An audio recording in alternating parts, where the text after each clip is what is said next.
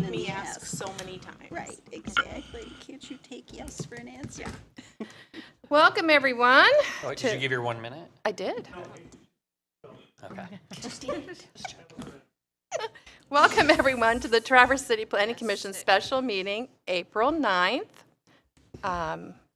I would like to start with the land acknowledgement.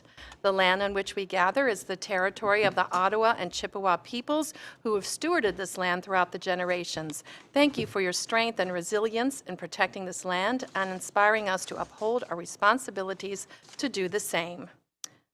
Roll call. Commissioner Deturi, Here. Commissioner Hershey, Here. Commissioner Knapp, Here. Commissioner Heller. Here. And that's all we have at the moment. Oh, Oh, am I I'm so chopped sorry. liver? Wait, you're not on my list. I'm sorry. Commissioner Anderson. Here. Yes, sorry. Thank you for being here, one and all. Okay, so tonight we're having our continued discussion of the draft master plan. So I'm going to turn it over to Mr. Winter. yeah, thank you. We went through the first half of the supplemental portion last week. So this week we're going to jump into the second half, which will get us through the supplemental portion of the plan. As a reminder, next week and then the week after, we'll be switching to the mobility action plan. Myself and Sarah will not be here next week. We'll be at the National Planning Conference in Minneapolis. The rest of the staff will be present, as well as Chris Zuhl and James Kilborn from Progressive AE, the consultants we use for that portion. They're coming up from Grand Rapids to present to you next week and the week thereafter. And we will also have Harry Burkholder, interim CEO of the DDA, because the Mobility Action Plan was a joint plan through the DDA and the city. So Harry will be staff on hand to be able to answer any questions from that perspective. So before we jump into this week's additional new chapters, I want to first give you guys the opportunity to go back to anything from last week that you may want to have covered. Did anyone have any questions or burning thoughts on it? Doesn't look like it. Okay. So with that, we will move into our next chapter, which is more on establishing existing conditions, specifically the existing land use. So there are some categories and classifications in here that are somewhat standardized, and that's why we use them, either because that is the data we have as prescribed through the state's taxing criteria is how they classify properties for that purpose. And with that, I will hand it over to Sarah to kind of walk through some of the highlights, and then feel free to ask any questions or bring up topics for discussion that you may have. And please, again, speak into the mic. We got word that everyone did well last week except for Sarah. So I'll try to do better this week for you. we don't have to share a mic this week, so that'll help.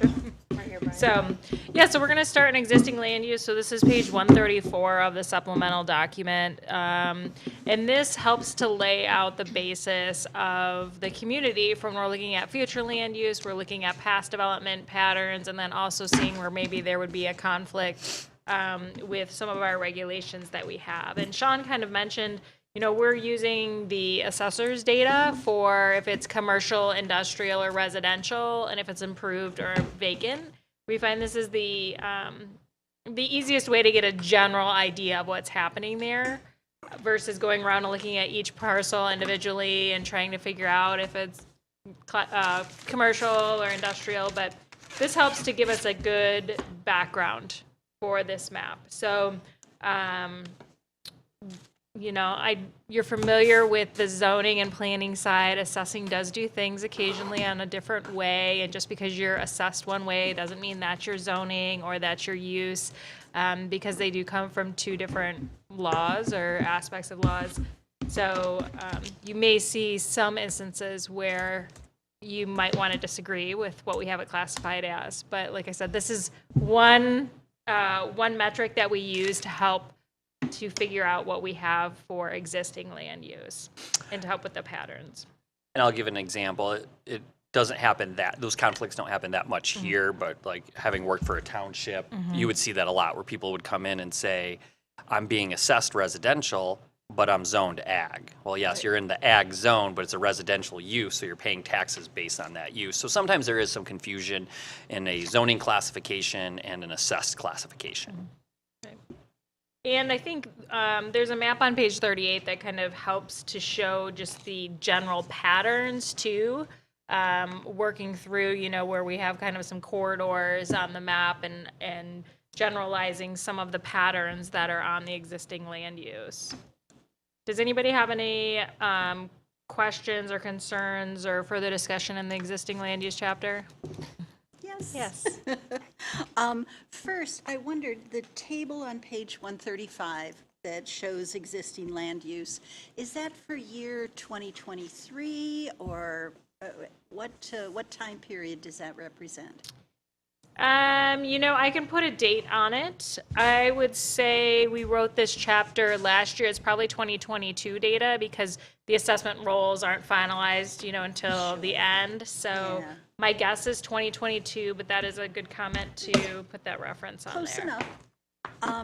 And then I wondered whether the land use pattern in Traverse City has evolved or changed significantly over the last 10 or 20 years. Can we figure that out? I mean, how much of a, how fixed is this versus how much does it change?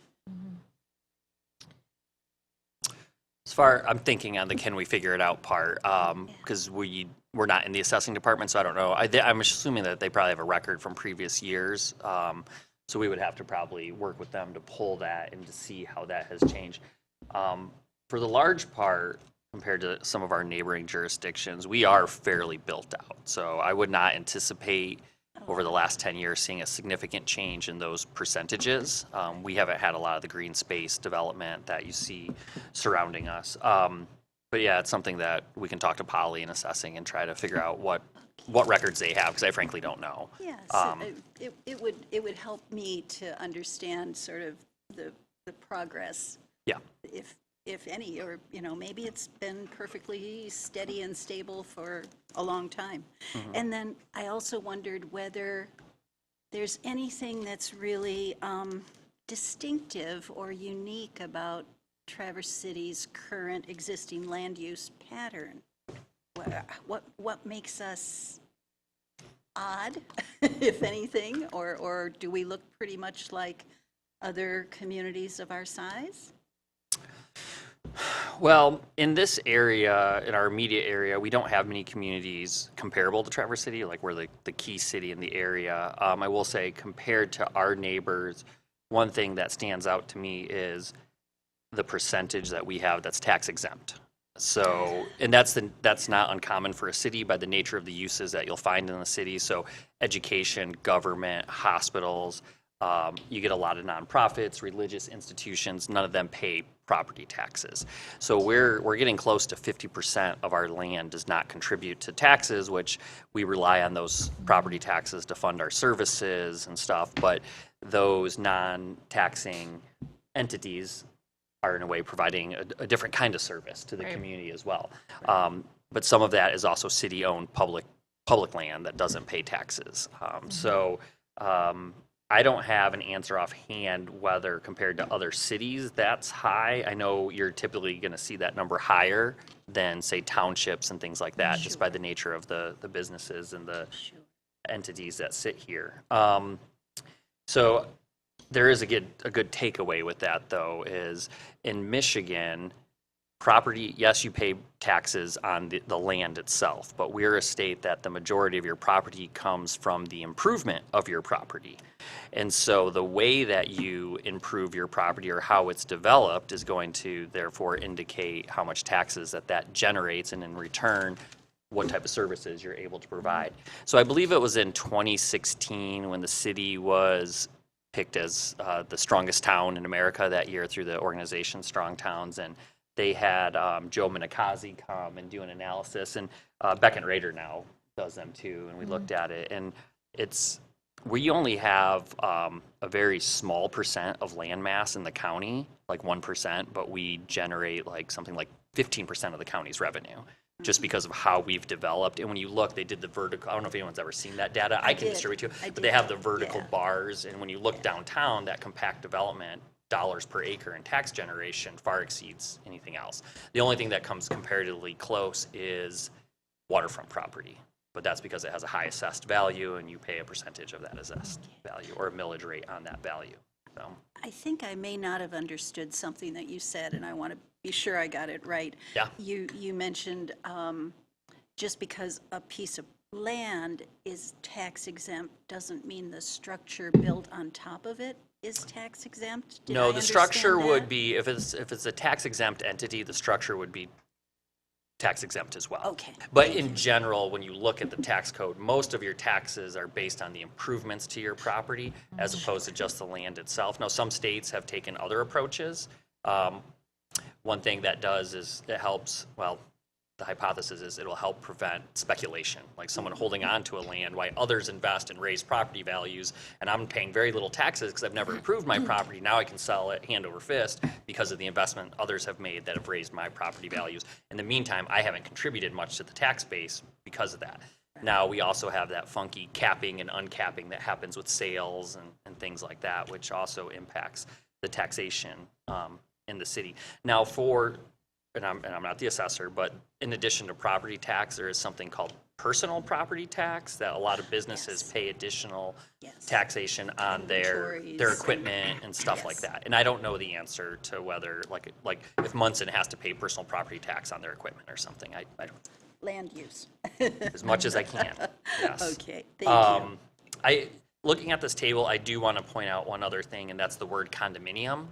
Yeah. Because condominium is not a land use, it's a type of ownership that's allowed through the state, through the Condominium Act. So most of the time, people think of high-end, multifamily owned residential things, but we have commercial properties that are condominiumized, so like each unit is owned individually. You also have things that are called site condos, which back when the city was laid out, much of it was platted. People don't really plat anymore. It's a kind of expensive, timely process. So they either do subdivisions or more often than not, site condos. So in the site condo, you own what is defined as your property, and then you have what are called the common elements, and you usually pay an HOA to maintain those. And maybe Brian can speak to it. There's also like semi-common elements or something like that. And we don't have to get too deep. What's that? Limited common. Thank you, Leslie. So, Yeah, you're getting into real. yeah. But I wanted to bring that up because we hear the word condominium tossed around as if it's a housing type a lot of times, when really it's an ownership type. And so just for your own edification, just wanted to make that distinction. Thank you. When you're reference the size for condominiums here, are you talking about including site condominiums for residential land? I didn't know the city had many, but you also make a reference to a lot of vacant, percentage of vacant condominium in residential. And the only thing that's really vacant and most common in residential is the common areas. Right. I mean, unless most of the condominiums, arrangements here in the city are shared wall condominiums. Correct. There are probably a few. I know some people are starting to use that now as a way to split their lots. Mm-hmm. But that's why I was curious about, what we're talking about when we talk about vacant condominium land. Is that including property that's like common elements, or is there actually places that are like site condominiums in the city that have not been developed? That's a good question. We would have to probably go back to the assessing data that we pulled to give you that answer. But you're right. One of the examples that you could look at, if you look at Morgan Farms, Yeah, that's what I was thinking of. you That's know, a you big can chunk. see where That's a they've site. got the orange is residential improved, and then the yellow around that is residential vacant. So the assessor has classified that as residential vacant instead of exempt vacant, because some assessors call all the common space exempt because you tax it with your unit, so it's not taxed separately, so it's all in your assessor No, coding. you're right. That's a good point. That is probably where the majority of it is, over there and along 72. No. There's some other developments there too. They have a lot of site condominium property development. So thank you. And I believe, like, when we look at residential, improved, and vacant, that's looking at a per parcel. So if the parcel has a house on it and the house only takes up 10% of the lot, we're still calling that improved. You know, we're not calling the balance of it vacant. Right, So okay. it's on a parcel Yeah, basis. so that, now I know where that vacant land is. Yeah. That was my question. Yep. We are starting to see site condos in residential areas where a duplex may have existed before. They've built a new one because then each unit can be owned individually. So the 2 duplexes across the street from me, those 4 units are all site condos.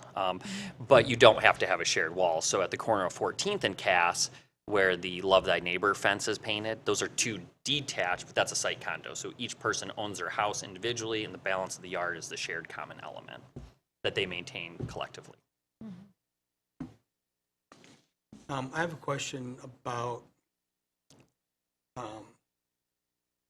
the land use map and the qualifications here of existing land use patterns and how you classify things as city core, neighborhood commercial, commercial corridor. I guess I'll be honest, I don't necessarily, I question some of those classifications. I don't know how important they are in the long run. For example, I wouldn't extend the city core. I don't think of that as really the downtown past Division Street. At the same time, I wouldn't put that 8th Street section that's Union and Cass. I wouldn't consider that neighborhood. I mean, the reason it's not part of it's part of the downtown. It's actually in the DDA. And then you've got the other side of Boardman to the east, where I can see where that could be considered neighborhood or neighborhood commercial.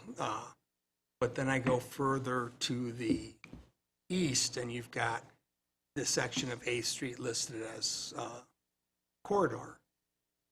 And it's sort of, doesn't, I would think it's more similar, that section of 8th Street,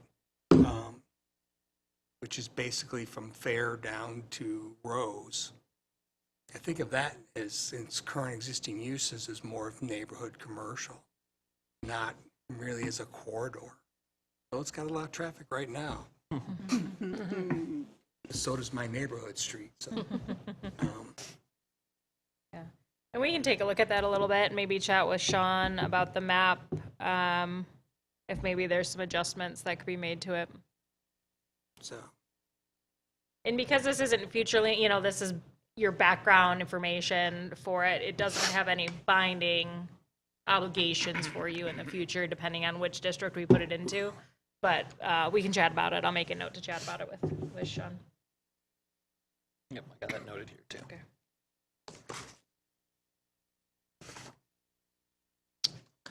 Anything else on existing? It's a pretty short chapter. It's just kind of a snapshot of what we have today. The only note I had was there's so much exempt. It was like, that was a really high number. And it feels like, I think there was a remark in there about comparatively in the little blip in the beginning. Nope, it doesn't say anything about it. It does give the percentage. But yeah, it feels like we're going to be maxed out on that if we're not already at that level. Yeah. And we don't really have any ability to control that. Right. That's beyond our ability to regulate. And it does place an added burden on the city because many of those tax exempt institutions serve a regional population. They just happen to be located here in the city. So there's a benefit to the broader region, perhaps at the expense of the city. The only thought I had about it was like when we went through that phase of determining whether or not the Children's House would go downtown, in the park and front street buildings. Yep. I think that is something that we should remind ourselves anytime we're doing some sort of blanket use change. We should just have that number in front of us again, because I think that had I known how much of the city was already, I just might have taken an extra minute or two to think about it. So maybe that's just something we would bring up anytime we're looking at exempt uses and increasing those or adding those as a use in any zone. Well, I think to Sean's point, a lot of that is unavoidable. Like, you look at it and it's clear at the airport, which skews that data. Yeah. And it's within the city boundaries. Yeah, and I think some people would make the argument there's a trade-off in some respect that, people are coming to the city to use those services and there may be spillover economic impact and things like that. It's hard to say, It's not necessarily, the advantage of it is the closeness for city residents. Yeah, we do So benefit from that. You've got, Munson Medical Center. It's being close to us is better than it being, Somewhere out else. somewhere else. The airport, I don't know about the airport. Yeah, I see the airport moved a little further out, okay? But you're right, it's a huge chunk. And then you've got like the Civic Center, that's another, NMC. It's a lot of land. It is a huge percentage. But those people coming, they don't really, the thing about it is there's no direct benefit in the tax system. The advantage, sales tax, if you come in, you pay money, there's no direct advantage to the government in taxes. Because sales taxes doesn't matter where you spend it. It's distributed based on permanent population of the city. Yeah. Permanent population is only, I think it says 60%. So people who are actually registered to vote in the city and live in the city, so that's another huge number. A lot of interesting numbers in there. Yeah, because we're about 16,000, but we operate anywhere from 40 to 50,000 a day in the city, whether they're coming for work or services and things like that. And you're right, sales tax gets generated through transactions within the city, and there's the revenue sharing that happens with that sales tax. But again, not my area of expertise, but I've heard a lot of criticism over the years about how fairly that revenue actually does in fact get shared with the communities. So, yeah, So, not a perfect model. I think you need to remember too, though, that this is based on the land, the acreage, not the built number of square feet. So if there was a way to compare square footage of all these uses, it probably would change the number a lot, I think. Yeah. Yeah. Yeah, because I was not thinking about like the airport and the land versus the, but even the airport, the improvements are a huge part of it. You start thinking square footage, terminals, but some of the stuff is, you're right, it's just parkland. So it's and some of it, we've chosen to take off the tax. yeah. But a lot of our residential are multi-storied, so that changes the footprint. You're only crediting a small amount of land to a residential use, but there might be a lot of square footage of residential units. Yeah, you look at Well, the we definitely commons, changed the and number. most of the land area is parkland and exempt, but then you have Building 50 and the other buildings in the area that have very high density. Yeah, and it's tough too because you can, on the one hand, you have a quantifiable metric, which is how many dollars per acre you're generating in taxes, and then these other uses that are a qualitative measure like quality of life that parks provide, and how do you compare those two? There's two different sets of metrics. It's true. That's why you guys get to make those decisions at the city commission level. Any final remarks for existing land use? Do you want to move on to sustainability, resiliency, and natural systems? So this is kind of a fun chapter. It's a little bit different. This is definitely something when we were working through the RFP and proposal put together related to something unique. I think it's unique. It's a fun chapter for Traverse City. We don't write a lot of these chapters in our master plans. We do the coastal resiliency component a lot, but this definitely let us get into all those things that planners really like to talk about. Your green space and your climate, and just thinking about all of this. And some of the fun maps that I like have to do with like the tree canopy and the trees that you have in your system, but then also the heat island map that really helps you kind of see where you have these open spaces and asphalt areas, the temperature difference from that versus areas that do have trees or have the wetlands kind of by Meyer where you see it's cooler there. So those are some of the fun components that we got to do with this master plan to help illustrate the natural systems. Any comments, questions in this chapter? There's a lot here. There is a lot here, and I was happy to see the letter from the Watershed Center and indicated that they've been partnering with you on this. Was there anywhere in here that it was appropriate for the city Parks and Recreation Department to participate, or is that further on in some of the other chapters? That's a great question. So this plan is somewhat light on that because the Parks and Rec division has their own Parks and Rec specific master plan. So we didn't want to be duplicitous on that and redo it all. And so we more or less refer back to that, and it's in the plan review section. I saw that. Yeah, so since they're prescribed and to every 5 years do a new one, we figured we're going to let that speak to itself. We reference it. Same thing, you'll probably notice when you go through this, economic development talks about downtown a lot, but we didn't focus a lot on downtown because they have their own, a separate plan moving downtown forward has been done. So again, we kept that high level as well. Okay. Yeah, So- and you'll see a little bit of parks in the arts, culture, and recreation chapter, but you also see it kind of in the health and wellness chapter where we talk about a little bit about recreation. So it's kind of weaved throughout, but we didn't do a main focus on it. But in terms of the leadership team that crafted this draft, was their input sought or offered or?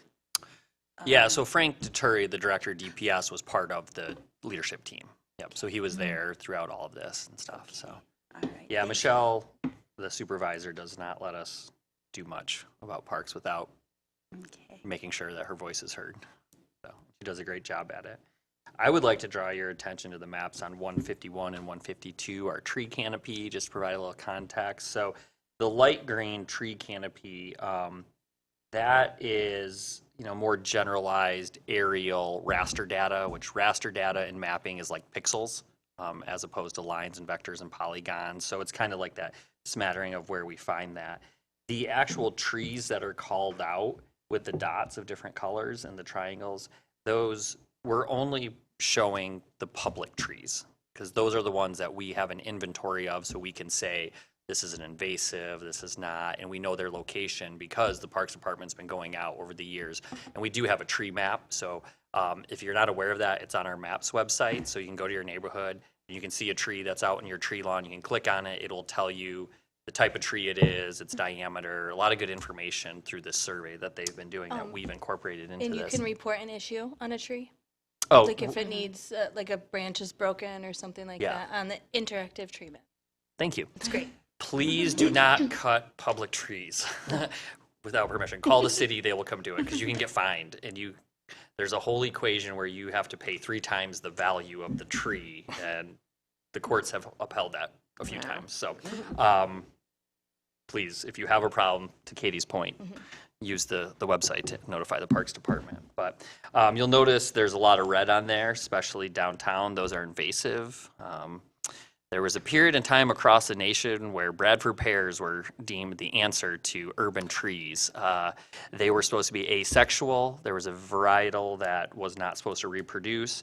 That has changed, and now they are reproducing. And if you ever go further down south, especially this time of year, you will see them all throughout looking out the window of the car. They're starting to take over You can tell because they have all the white flowers this time of year that our tourists think are cherry blossoms when they come in April, but they're just Bradford pears. So another thing that we're trying to do in terms of trees, this is going back to Parks, which oversees the trees.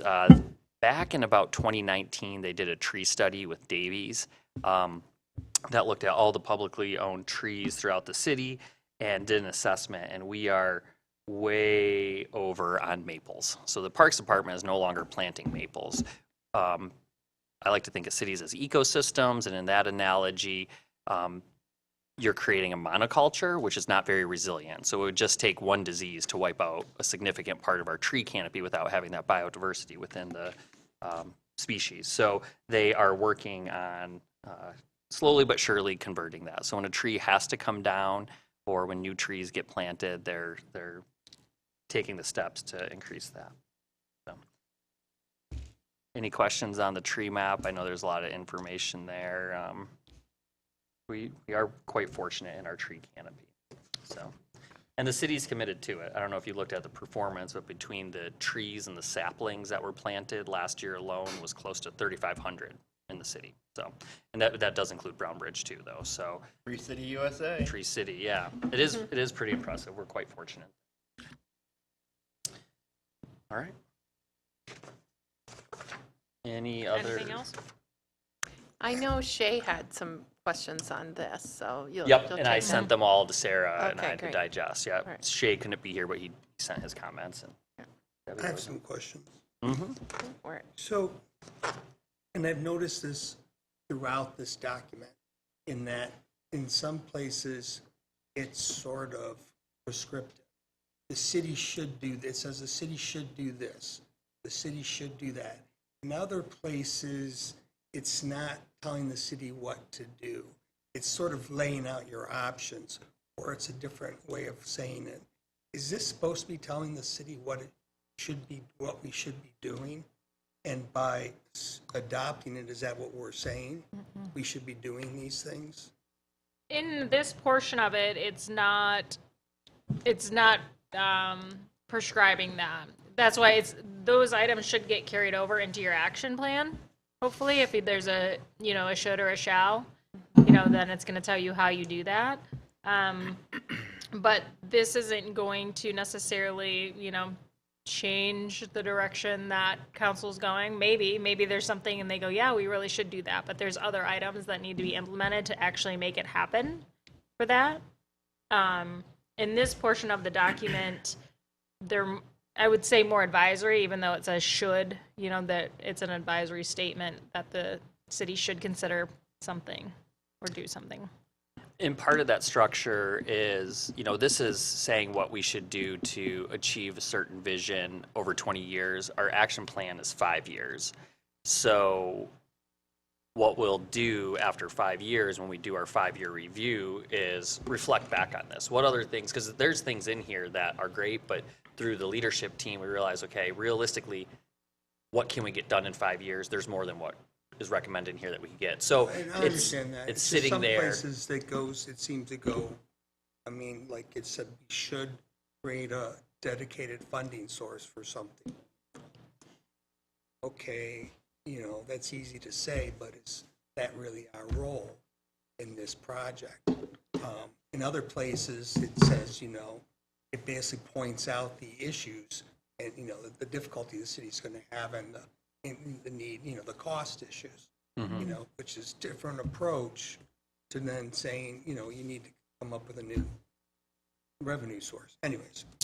No, and that's a great question. And I think part of this is coming as a result of the process, because all of this was written and then the action plan was at the end. So to Sarah's point, we took what the shoulds and things like that and used it to inform the action plan.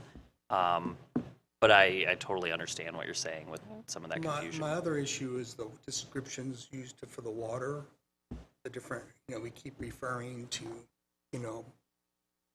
especially Boardman Lake, about how it's impaired, with, and food advisories. That applies to any fish you catch in the state of Michigan. They are all technically impaired. Lake Michigan is impaired. I looked at the map that's referenced in this, which is an EPA map And, you know, and I've also done a little research on Boardman Lake, and I probably shouldn't say this, but you're actually better off eating fish out of Boardman Lake than out of Long Lake because you get such a flush of water. Yeah. You know, there's the tests of actual fish levels of mercury and things in the fish in those in Boardman is actually lower. And the only places, but we're all impaired, including Lake Michigan, but we don't mention that in this, that Lake Michigan is also listed as impaired, and for the same reason. And it's just sort of, it sort of, I don't know. I look at it, sort of casts it in a dark light, where, you know, and I appreciate in some of the other waterways that are mentioned, it go into all the other issues besides just that. I'm not a big fan of impaired or just stating that and not explaining why some of these waterways are impaired and you know, and what what that actually means. So big difference between impaired because you shouldn't eat fish more than once a week in the state of Michigan, as opposed to you shouldn't Touch it. Yeah. or you shouldn't go swimming in it, or Yeah. no full contact, which is in some of the waterways that's the case. So Yeah, and that's a big good difference. point because by the EPA metrics that are used in here, like Boardman River is impaired. It says that. When we were walking East Front Street for part of that redesign with the consultant team, and we invited a lot of stakeholders, the consultants who aren't from this area but were working with us asked the Watershed Center. Two of them asked them, like, what's this, what's the health of this river? And they're like, it's actually pretty good because of all the stuff that's been done upstream. So depends what metric you're looking at, whether it's impaired or not, which goes to your point. Yeah. Yeah. I mean, I understand why it's listed, but it's just, it's sort of, makes it seem, when I'm reading it, makes it cast in a more negative light because there's no reference point. Yep, that's a great note. So, Yeah, there's plenty of other lakes where they tell you not to eat fish too. So, well, it's pretty much everywhere in the state of Everywhere, yeah. Michigan. It's all basically, it's all Milwaukee's fault. Well, you are right about the flushing of Boardman Lake and the water quality. Most of the It's a great fishing lake. I hear there's good walleye in it. Dave Weston tells us about that a lot. Most of the pollution that is in the lake is within the sediment at this point. It's that which has settled from past practices, but the water itself has been flushing. There could be food chain impairment because of Yeah. that, but You can swim in it, don't wade in it. yeah, just swim. Don't kick up the stuff at the Pick up bottom. sediment. Well, the sediment is on a part of the lake that people don't really wade in, and it's a bit deeper than most people would wade. Any other comments on sustainability? Just I think related to Brian's first comment, you mentioned issues like heat islands and air quality and green space and the tree canopy, and I just wondered how that will migrate or be reflected in the future land use chapter within the magazine. How will these be connected? Well, in the action plan, it does speak to some of these things specifically, like the tree fund and how to better utilize that. But there's going to be some decisions and conversations that we have to have at the planning commission level on what we want to do then next after this. You mentioned the urban heat island map, which is on page 168 of the document, which I think is worth drawing your attention to. To me, that was a very interesting map of where we have the hot spots within the city. I would have expected downtown to be hotter, but if you look at recent aerials, I don't know if it's just common practice, we don't mandate it, but most roof membranes are now white. We have a aerial from 1952 and all the roofs are black back then. I think they used a lot of tar to coat the roofs. And so that would indicate, based on this data, that that's having a positive impact because it is developed quite heavily downtown, but we're not seeing that. As opposed to if you look at like where Tom's at 14th is. Like that's a pretty significant heat island, and if you're familiar with that development pattern, it's a sea of asphalt. And so that's where, you know, we can have a conversation. If we want to better address this, right now, we require that parking lots over a certain size have 8% internal landscaping. Maybe that number needs to go up, because I don't know exactly what year this was. No, June 26th of 2022. So at that point, Tom's already triggered incorporating 8%, because they did an addition to their administrative buildings, and that triggered having to bring their parking lot into compliance. So I don't know if you guys are familiar with it, but they put in tree islands. 8% is a pretty small number, and it doesn't add a lot of relief from that heat absorbing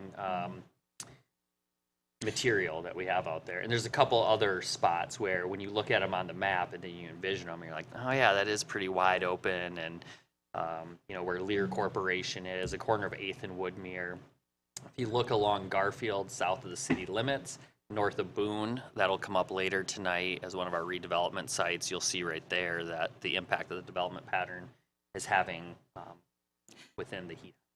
And you could probably do a pretty easy cross-reference with the tree canopy map to see where these hot spots and the gaps in the canopy are correlating.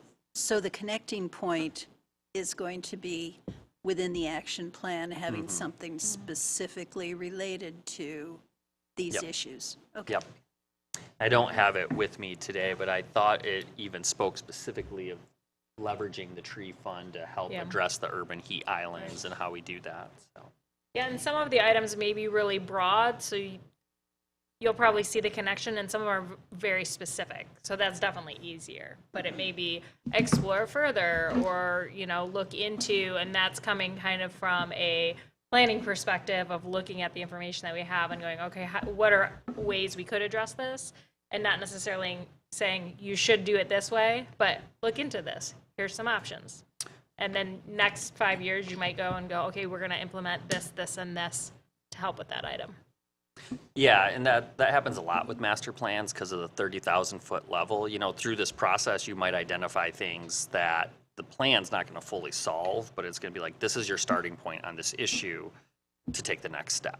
So that's where we'll be working. You know, like, for instance, I know the action plan talks about the riparian buffer ordinance, but it does not say establish a setback of 25 feet, make sure, you know, it's not that prescriptive, but it's telling you where you need to start to address an issue that may have been identified in here.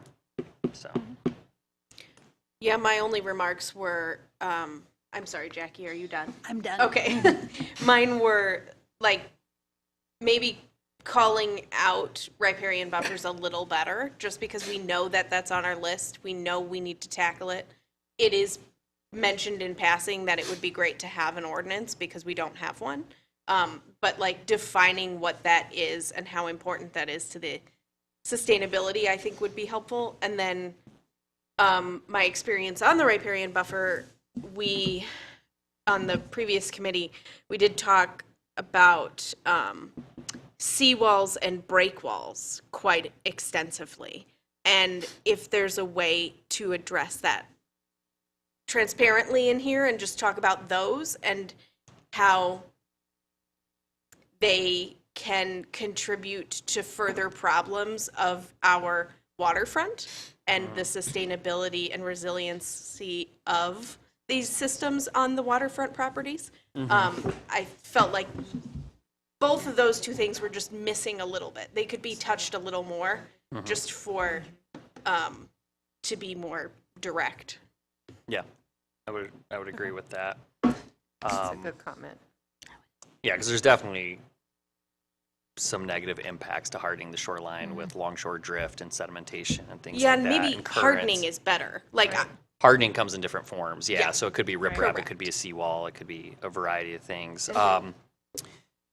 It's a challenge for communities on the Great Lakes like us. So when I was at Beckett Raider, I was doing some work in Charlevoix County, and that was 2019, 2020. That was a challenging high water time, and so people were applying to Eagle for shoreline hardening permits like crazy. Once you're below the ordinary high water mark, you're not in the jurisdiction. You're in public trust land of the state, so our regulations don't apply. So we can say no hardening.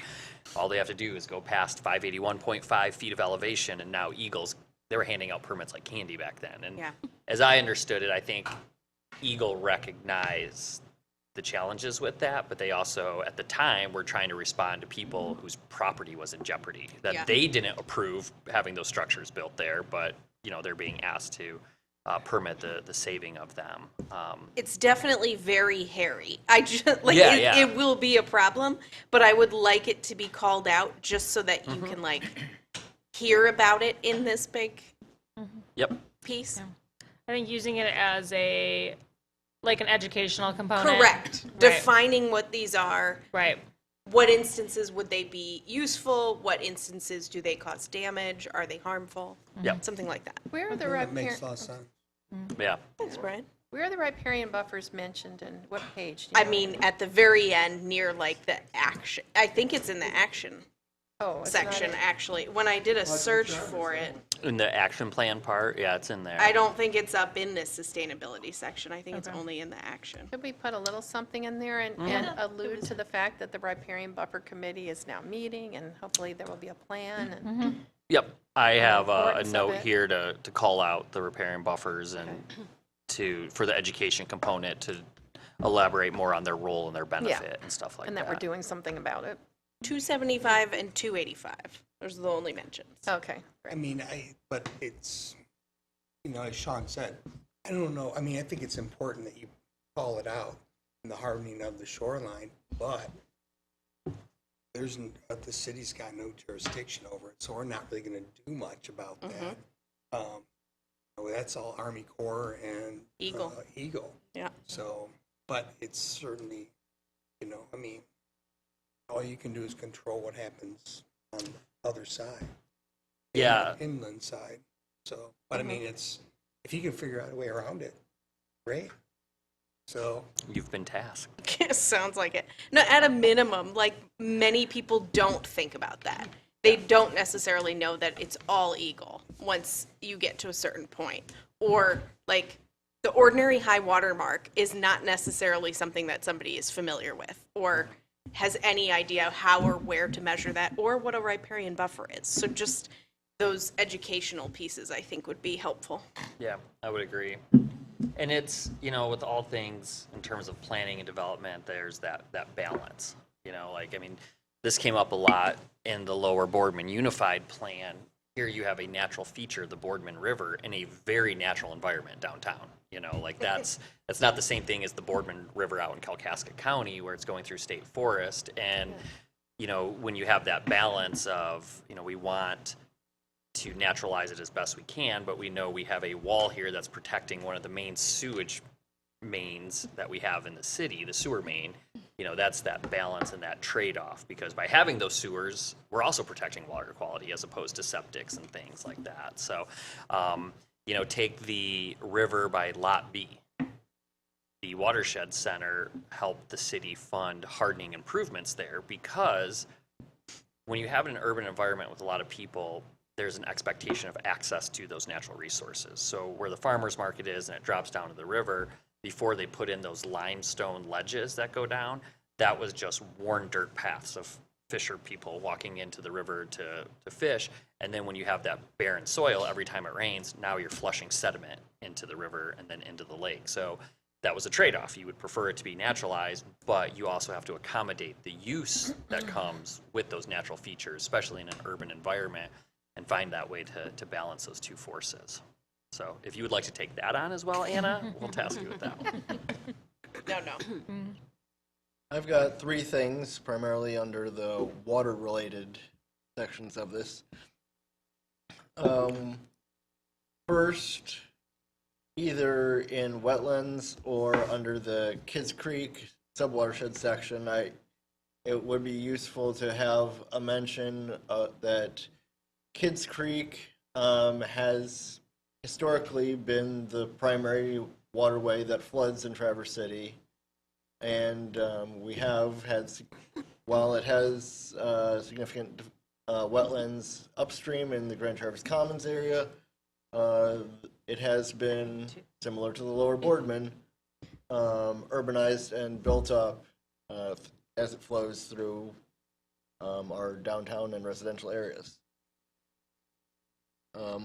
Also, there's a list of improvement projects on Kids Creek, which is good, but it does miss the replacement of the 2 culverts on Cedar Street and the one on 6th Street, which happened more recently than the projects listed in the table, but it is still a project that happened that does help the flow of the river, the creek there. And can we add to that probably all the saplings that they planted Yes. in Silver Acres? That too. Is that even what it's called? Meyer Silverbrook Acres is Okay. the official name for it in our parks registry. And the third thing, maybe tied into mention of the riparian buffer, is calling out that losing vegetation and natural shoreline isn't something that has happened in decades past, but is something that, with limited city tools to regulate it, continues to happen. I can point out next to Delamar, yes, it was exacerbated by the high water levels, but also the hotel removed a large number of black willows that had come up in the beach that's between their property and the mouth of the river. Or in Kids Creek, behind CVS, or where Mundo's West went in, where there's been, in part due to development, a loss of vegetation and tree canopy where it had previously existed. And I don't know if you want to take before or after pictures, but that can highlight that this is something that's still happening and would tie into our repair and buffer ordinance is something that the city is looking at because of this.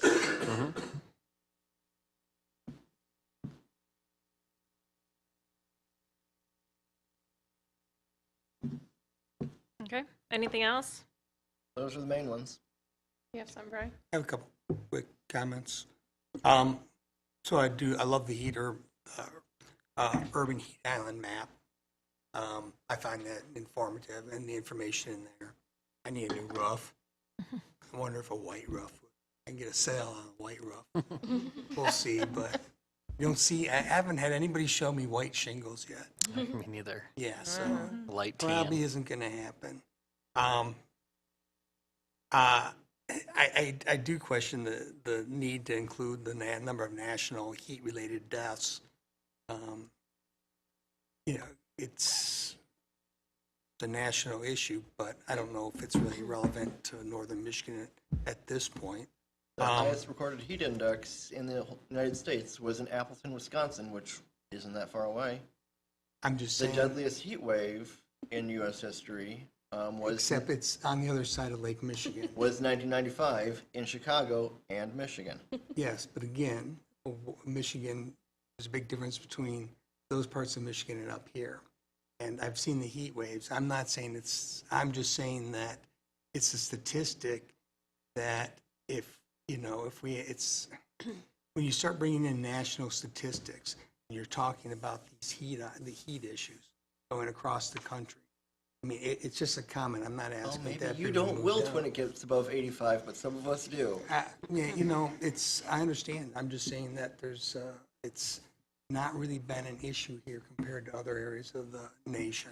But we So- don't, it's a plan for the future, so we don't really know what might happen. And I understand that. And an interesting aspect of this plan for the future is you start talking about climate change and the warming of our community, and you talk about invasive species, but then we talk about planting trees that are made for a zone that isn't native to northern Michigan. And while just going down to zone 8 now, what happens when you move it up and move it another zone down? Suddenly, you're going to get to a point where it's just sort of you'll see this through a lot of this, is you're balancing different, and I mean, that's our job, but you're going to have to balance these conflicts going forward. But the other thing I wanted to comment was the traffic pollution map. That's a shocker. That may be something we can do something about, because I'm looking at that and I'm like, whoa, I'm in the 81 to 100 percentile, and I never really thought I'd be there, but apparently I am. That's huge.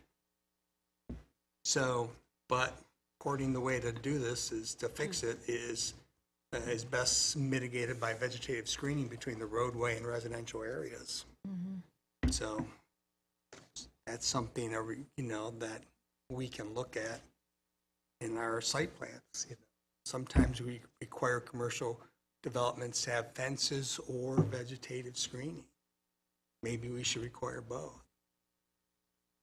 So anyways, I just thought that was fascinating. I never even thought about it. Like I said, I thought that was a really fascinating aspect. So thank you. Yeah, we're seeing more, when it comes to screening requirements, more use of vegetation, but I think that's being driven by the developers exercising that choice because it's cheaper than like a masonry wall or something like that. But right now we give them the option, so maybe that's something that we look at. Ready to move on to health, safety, and wellness? That's Number 8, it starts on page 172. In here. So this is another kind of interesting chapter that a lot of communities don't necessarily embrace, going down this health and safety and wellness. So this was a fun chapter also to write about, looking at the different aspects of health and access to health care. This is a chapter 2, I think.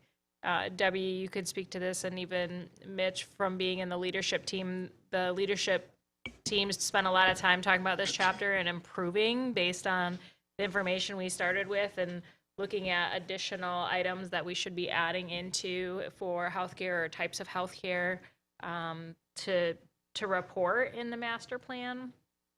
And then looking into, all the way through safety and, don't want to get too scary about safety in Traverse City. I think I shouldn't do that.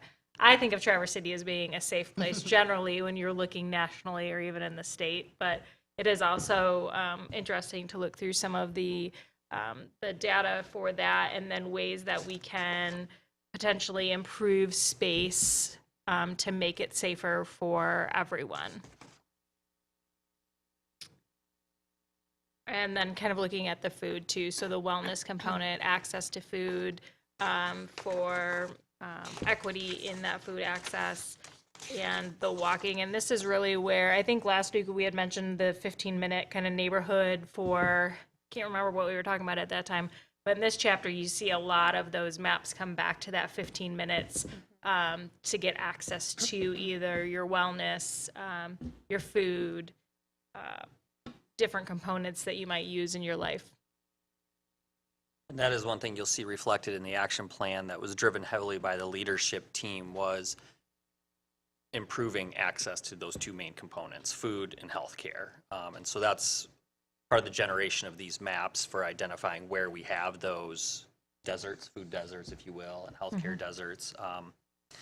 Again, you'll probably look at both of these. One of the most challenging places is the base of the peninsula. So it's so primarily residential and institutional. We don't have any real commercial there, but it's something that the Planning Commission can look at. Is there a need for it there? Is there a desire for some more of it there?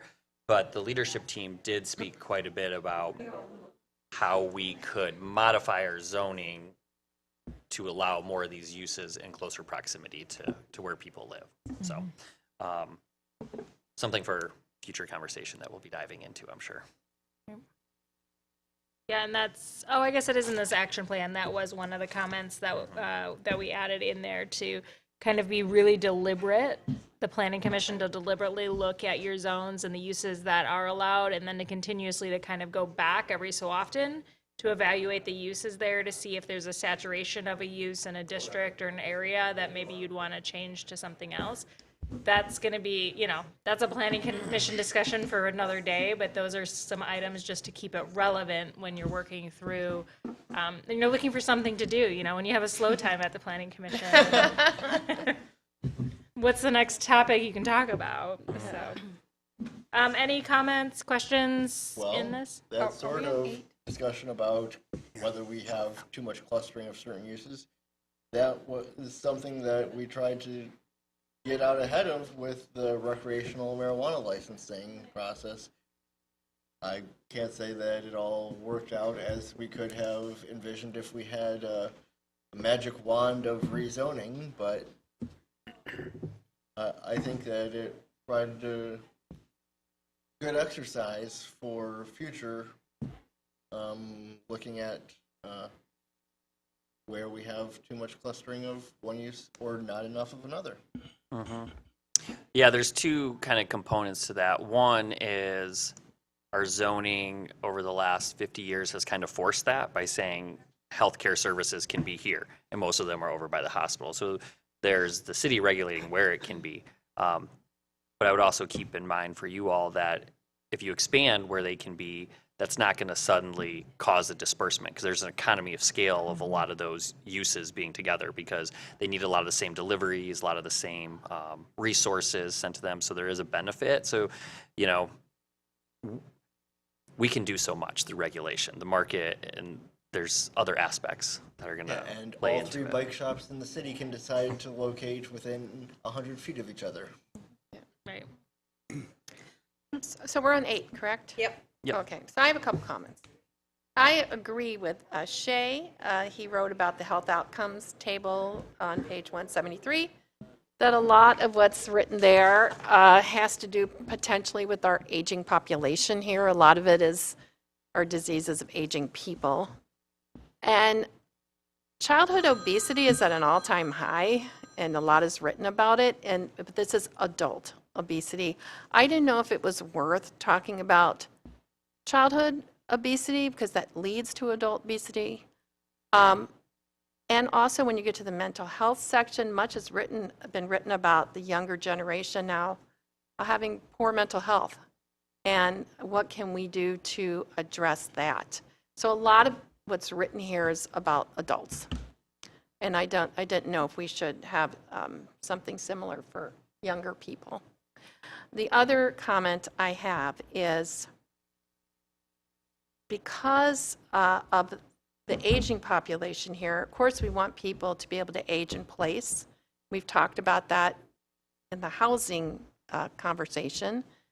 But what can we do to help people age in place? And more importantly, if they can't age in place, do we have enough facilities for this growing senior population, like assisted living facilities, nursing homes?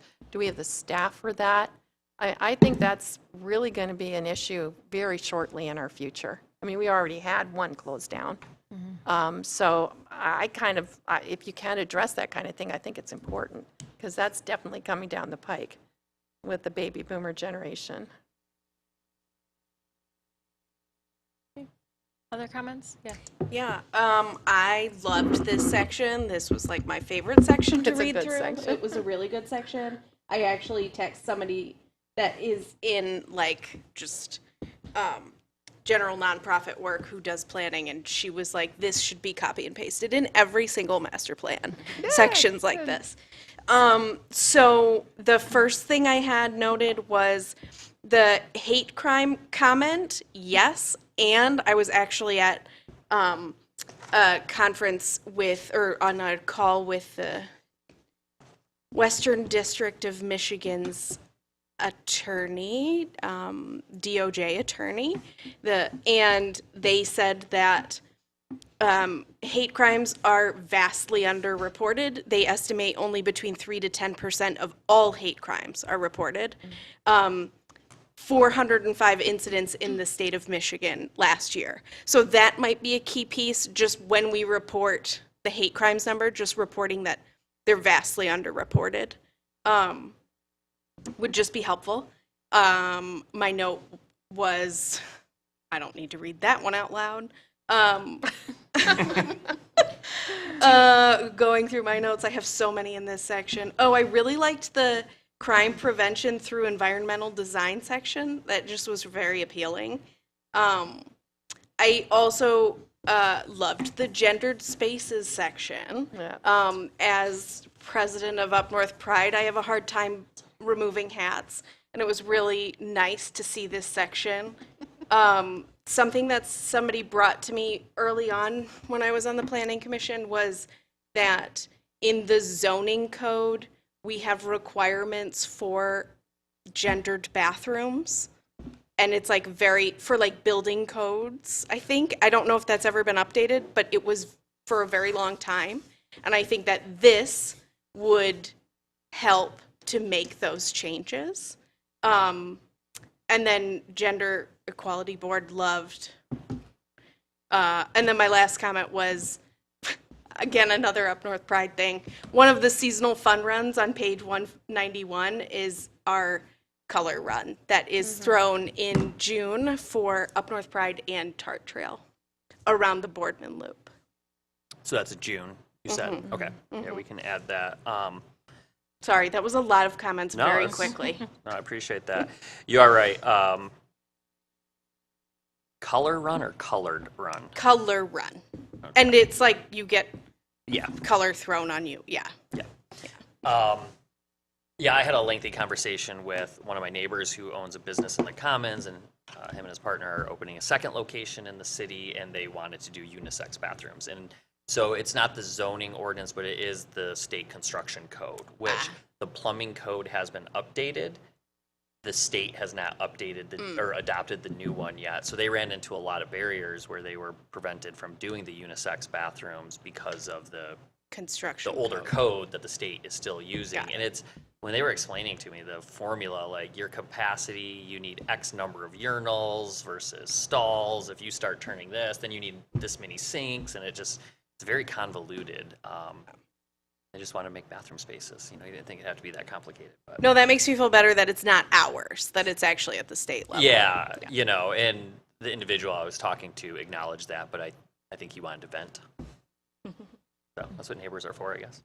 The construction code at the state level is also the county construction code. The county has the ability to amend its, and actually, I don't know if it can or not, it may be able to put itself out of alignment. It's probably one of those things where you can be more restrictive and not least restrictive. But it's an interesting issue. But yeah, the new codes come out and there's always a delay before the state adopts it. And then there's also usually a delay before the counties adopt it. Yeah. So, Yep. Because, we don't administer our own construction code. We used to, but we now contract that through the county. The only jurisdiction, I believe, in the county that does their own is Garfield, and they only do their structural code. They still contract out the plumbing, mechanical, and HVAC. Noted. So, yep. Any other? Yes. A couple of questions back to the tables about health outcomes and preventive care actions, page 173 and 175. I mean, it's nice to know that 10% of Traverse City adults have asthma, but it would be more helpful if I knew how that compared to the state of Michigan and to U.S. I mean, I don't know. Is that high? Is that low? Is that average? So if we could possibly include benchmarking here, I think that would add to another layer of understanding. I was concerned on page 175, I think it was 175, that there was a statement that in Traverse City, the abundance of healthcare providers in itself does not pose a barrier to preventative care access. And I'm sure you're aware that Grand Traverse County is identified as a health professional shortage area in primary care, mental health, and dental health by the feds. And I can send you a fact sheet and a link if that would be helpful. But I believe that a plan that gives the impression that there's an abundance of healthcare providers in our area is not supported by the evidence. Well, I would say I think that reference was to chiropractors, acupuncturists, and Massage therapy, I think that was To another the one directly above it. massages. Yeah. Okay, but including cholesterol screening, cervical cancer screening, mammography. But it's still a good point, because we can have a ton of doctors, but if they're not accepting new patients, we still have a shortage. And a even lot though of them they're aren't. close, it doesn't mean the access. Yeah, it can be, they say they're accepting new patients, and then it's 6 months to a year. Try being a Before new you can get an Medicare appointment. patient. Well, So I think in terms of health and wellness, that recognizing our status as this, health professional shortage area is maybe important. Yeah, so I think we could add some context. We have the facilities, but they may not be able to provide the access, to your point, because of, it sounds like staffing primarily. Yeah, there aren't enough providers. Yeah, Is yeah, what so- we're being told by the feds. Yeah, no, And, in that I addition to believe. being rural conditions, Mm-hmm. we are a designated, have a designated shortage of primary care, mental health, and dental care providers. Okay. So I thought that was important. And then also, I was really interested in following up further on the gendered space strategies content. And I wondered, I didn't notice a source citation for that one. Do you have that readily available? I thought that came from the United Nations report. I could I be wrong think on that it one. does, but I'm going to make a note here for that. For the table you're talking about? Yeah. Yeah. I think it came out of that, the same report that's referenced up on page 183, number 22. Okay. Thank you. And Jackie, I'm sorry to go back because I didn't write it fast enough. The deficit of providers, you said dental, primary care, and I thought there was a third one. Mental health Mental health. were the Mental three health, there's areas. very- That seems to be a big one That's I'm a big hearing a one. lot.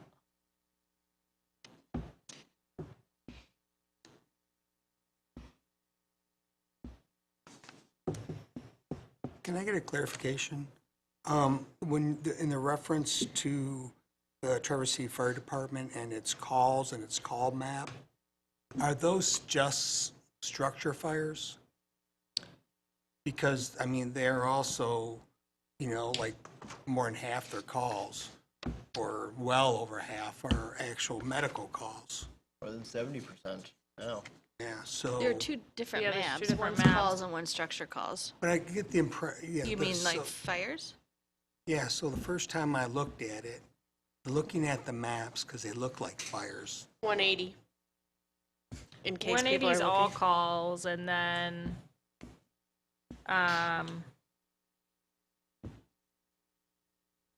So any sort of 911 disturbance would be that, right, correct? and then the structure one is just a fire call.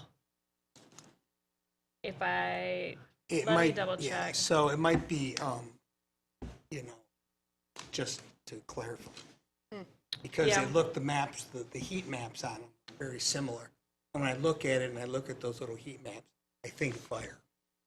That's my first impression from the visual look of that all calls map. And we don't really clarify that most of their calls are, are medical related. medical. They are a first responder. Yeah, so like anecdotally, I'm looking where my house lives, and the structure calls, there's nothing. There is color, granted it's sparse where I live in 2018 and 2021.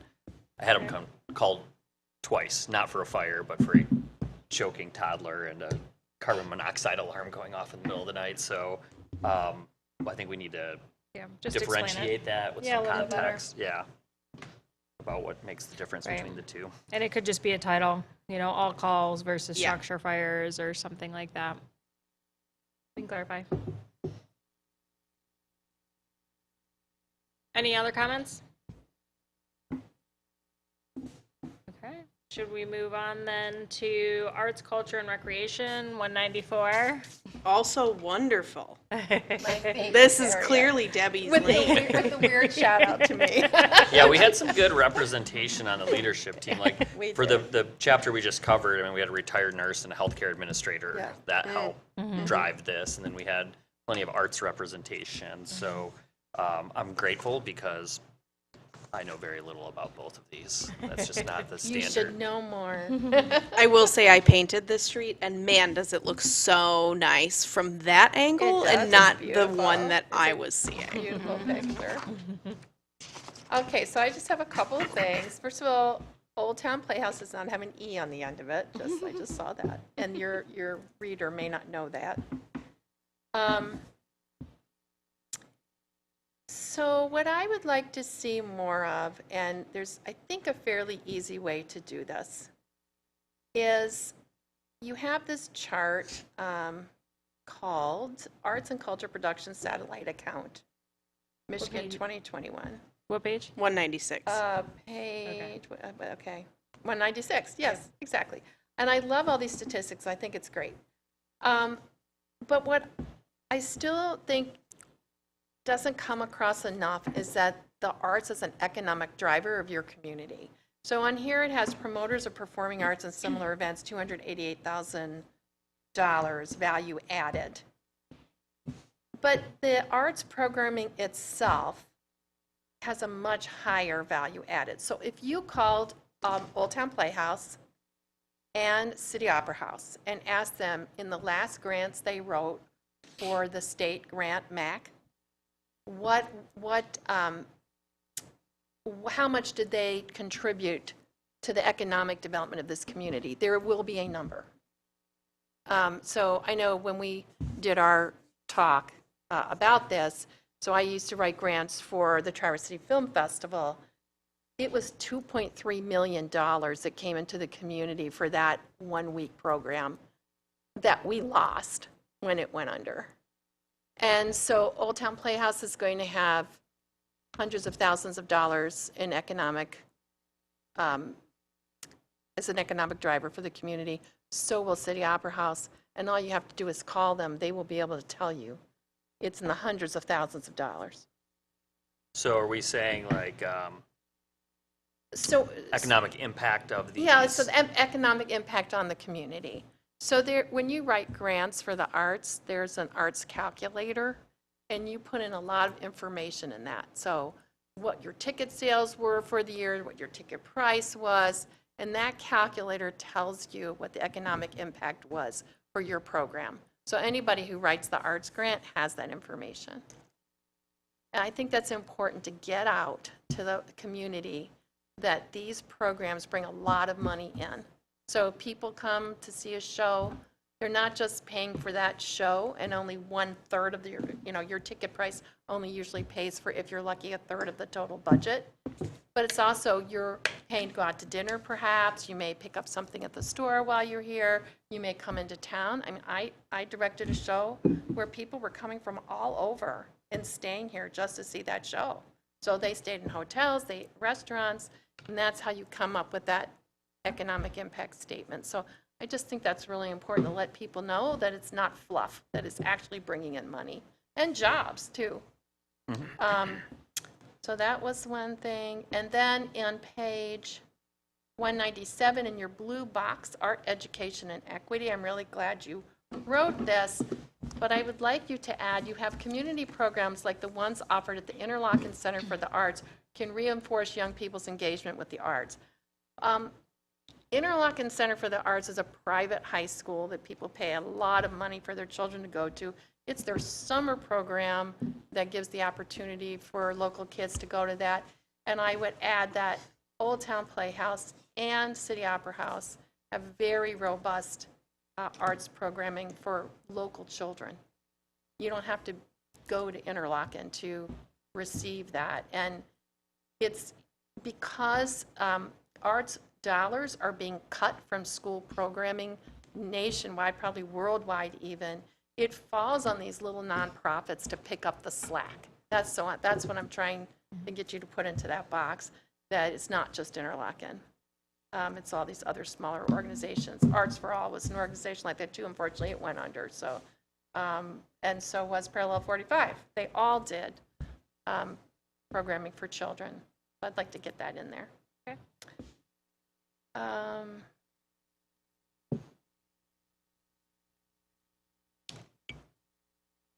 So that does tie back to what we were talking about earlier with the tax exempt. For instance, Old Town Playhouse they don't pay property taxes, but they are an economic driver to the point that you're just saying.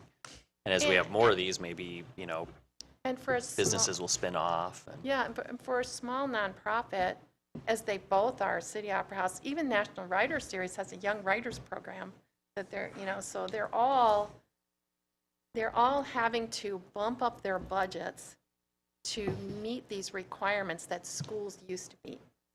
And it adds tens of thousands of dollars to the budget.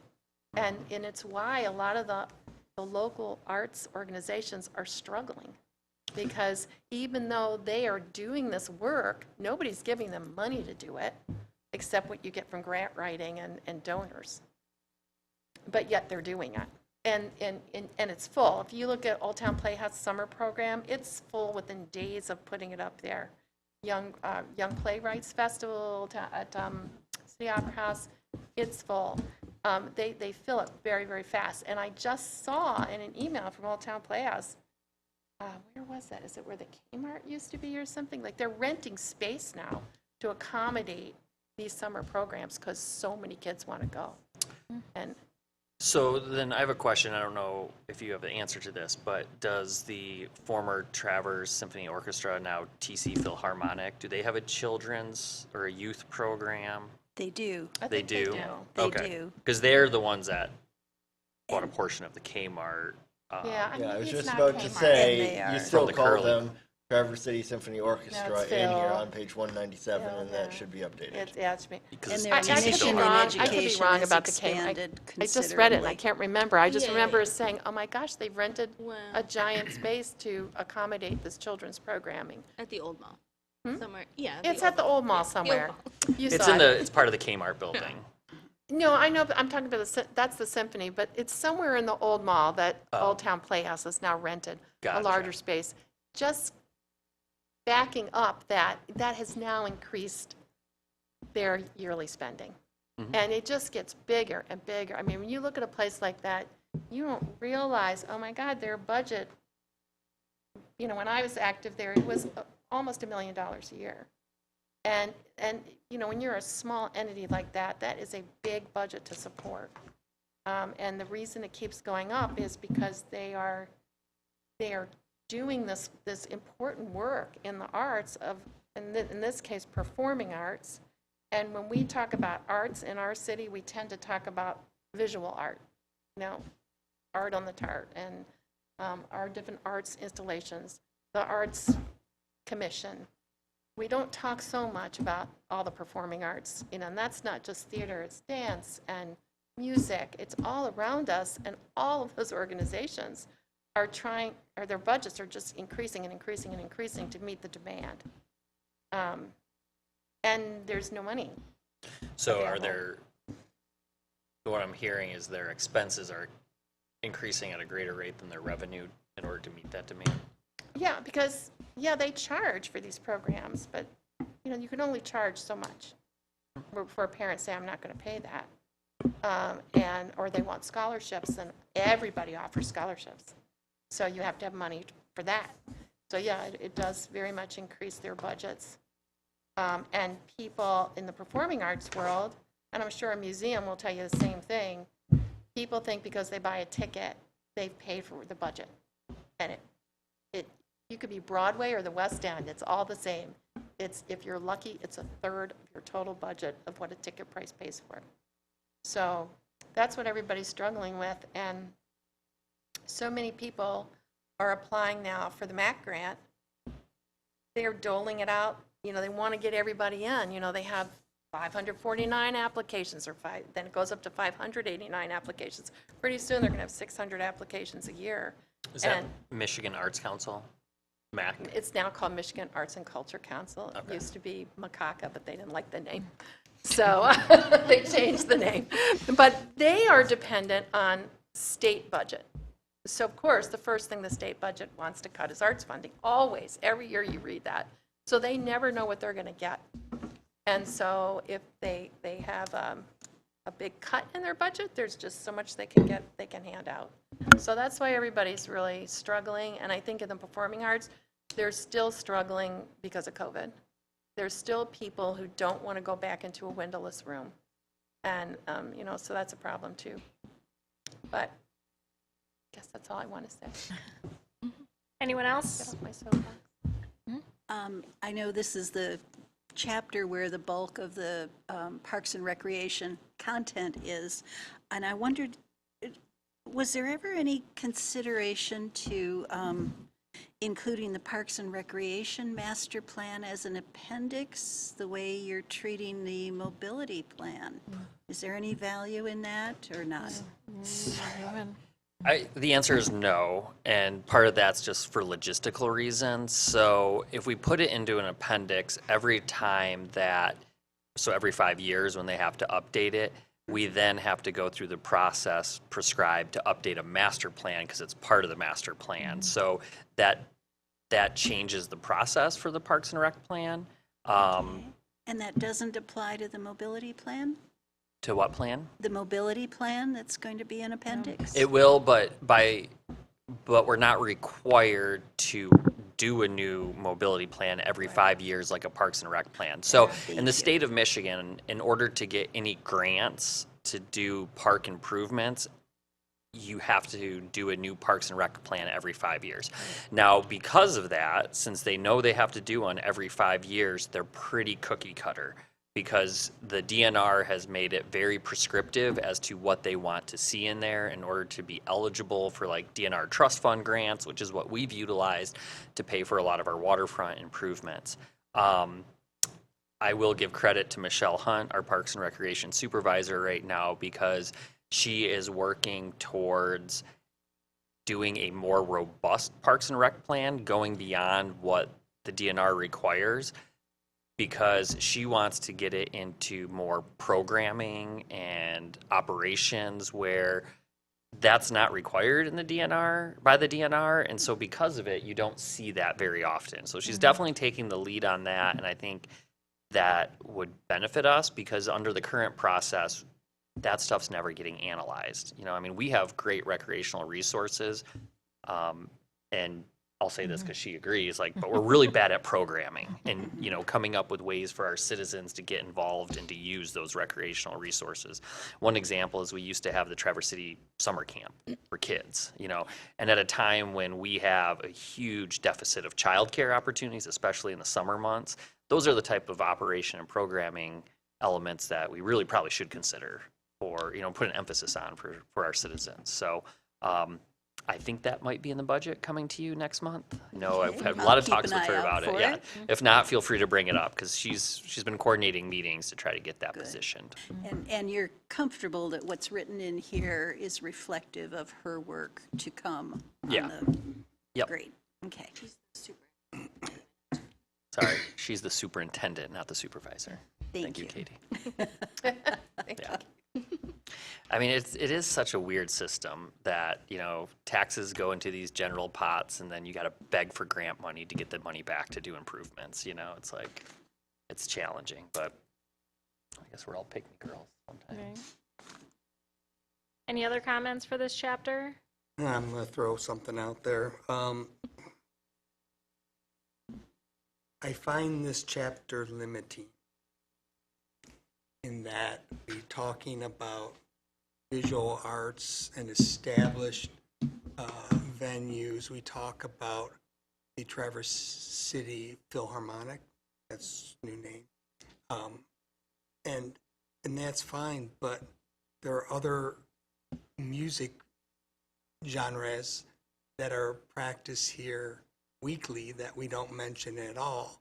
We don't mention the festivals we have, and we have the big one, obviously. It has many concerts. It's one of the few, between that and Interlochen are our two concert venues. You're talking about arts and culture. There are other places that have live music. We have festivals.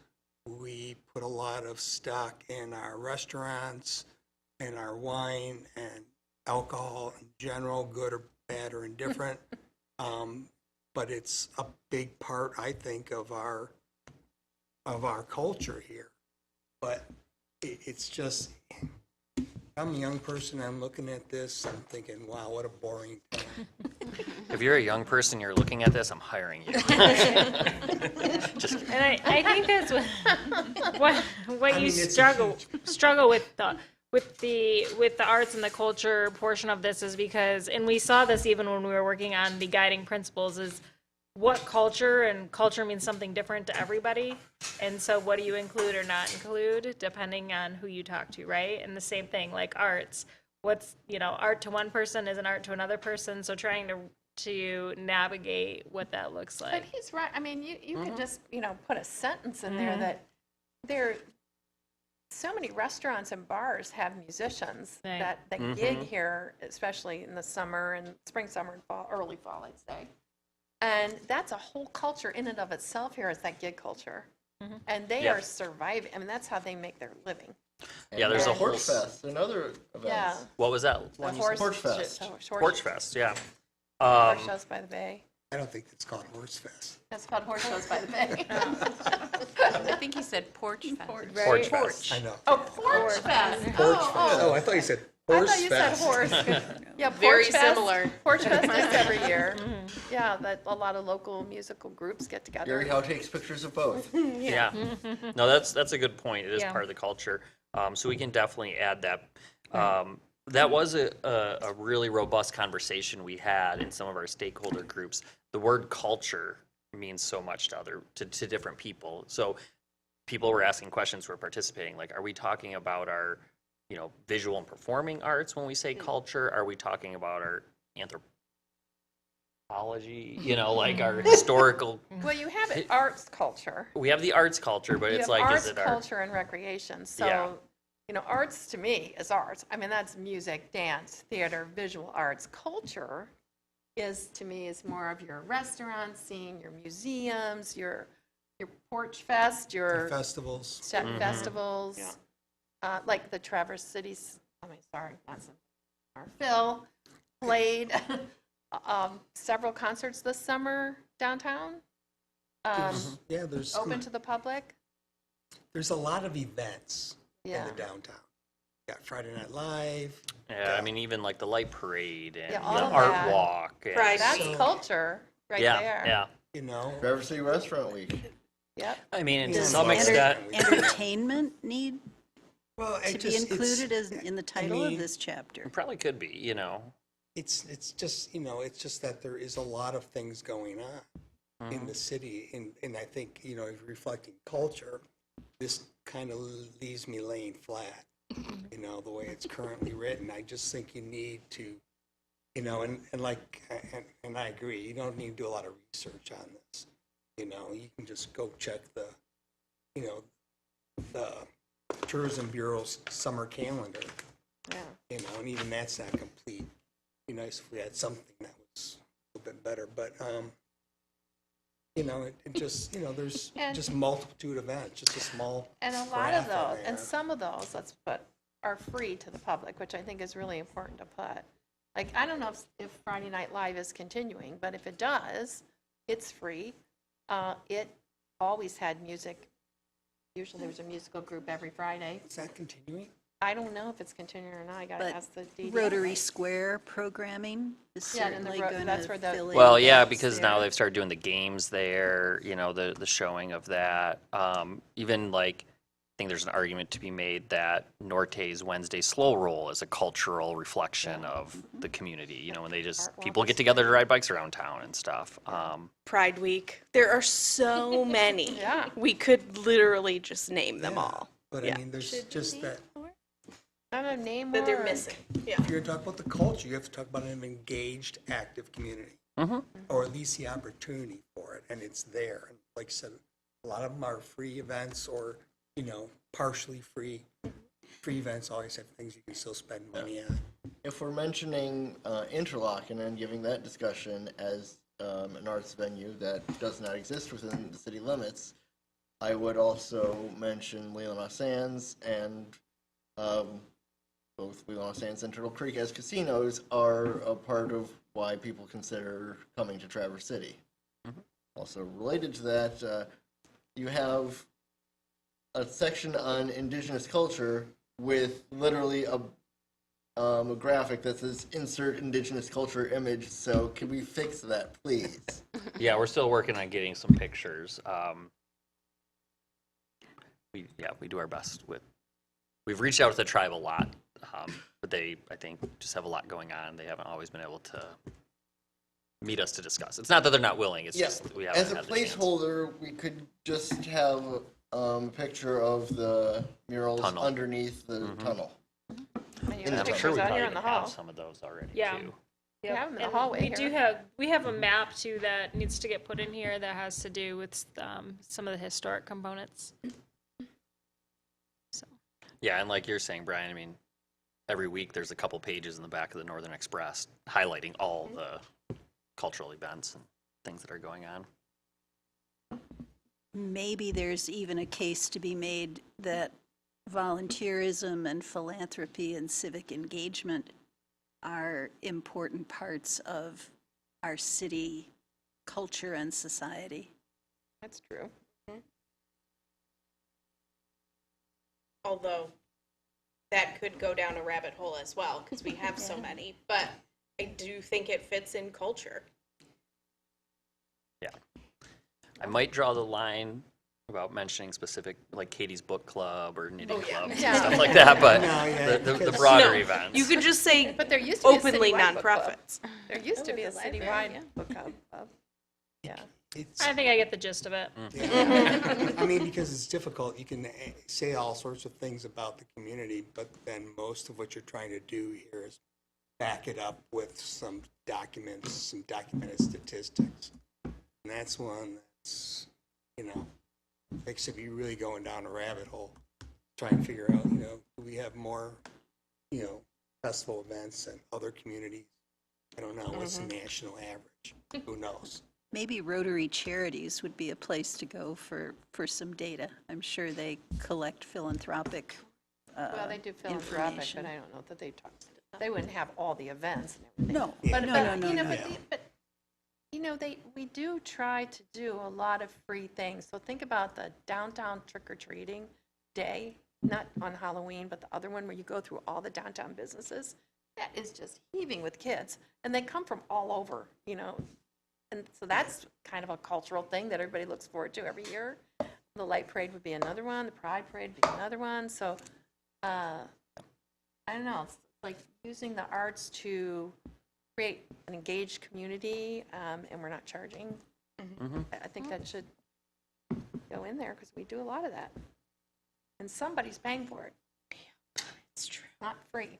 Or volunteering to make it happen. Yeah, and paying volunteer, paying and with their lots of time. volunteers to make it happen. Yeah. Okay. Anything else for that section? Okay. Thank you for it, though. Yes. Just, let me see, I had it. In the section on park access, I would like to add in a natural area that's not currently in it, because I think it's the only technically private but open to the public natural area in the city, which is Munson's daylighted section of Kids Creek north of 6th Street. It functions as a park, yet it is on Munson territory. Which I walked through there this fall for the first time. It actually is, it's pretty cool. It's very nice. It has trails. Yeah, there's benches and little areas. You live kind of close to that, don't you, David? Yeah. I've been attacked by a dog there. Oh, have you? Your little dog? No, a dog attacked both of us. Pretty rough there. We can have it on there. I've kayaked through that stream while dodging salmon swimming up. I definitely thought that you said duck, Leslie, and that was way more funny than dog. So I'm sorry I laughed. So excited. I thought you said duck too. Yeah. Oh, goodness. That's why I did laugh. Attacking duck. So moving on to economic development, page 212 in here. So this is talking about, everything business related in one way or another, imports, exports within the community, or gaps in that as well. This is where the downtown is mentioned, and Sean already kind of talked about that a little bit earlier. It's broadly mentioned in here, but we kind of are leaving a lot of the details to the DDA for that component. We also have in this section some of the corridors and improvements to the corridors. We did a whole community engagement section on corridors, what they should look like, got some additional feedback and input on that, which are in some of the tables, and then goes into some redevelopment sites, which you see in this section as well.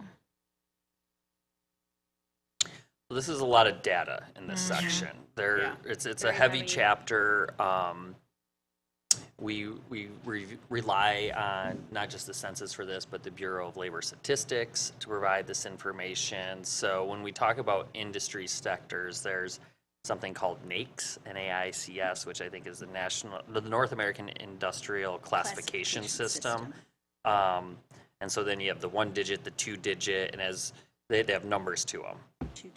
2-digit. 2-digit to 5 or 6-digit. And so it gets more fine grain as you increase the number of digits. So like a 2-digit is a pretty broad industry. If you get down to a 5-digit, it's a specific type of business within that broader industry. So oftentimes in planning for our purposes, we stick around the 2-digit level at a higher, at least for a master plan. Right. If we were to dial into something more specific, we'd get more granular.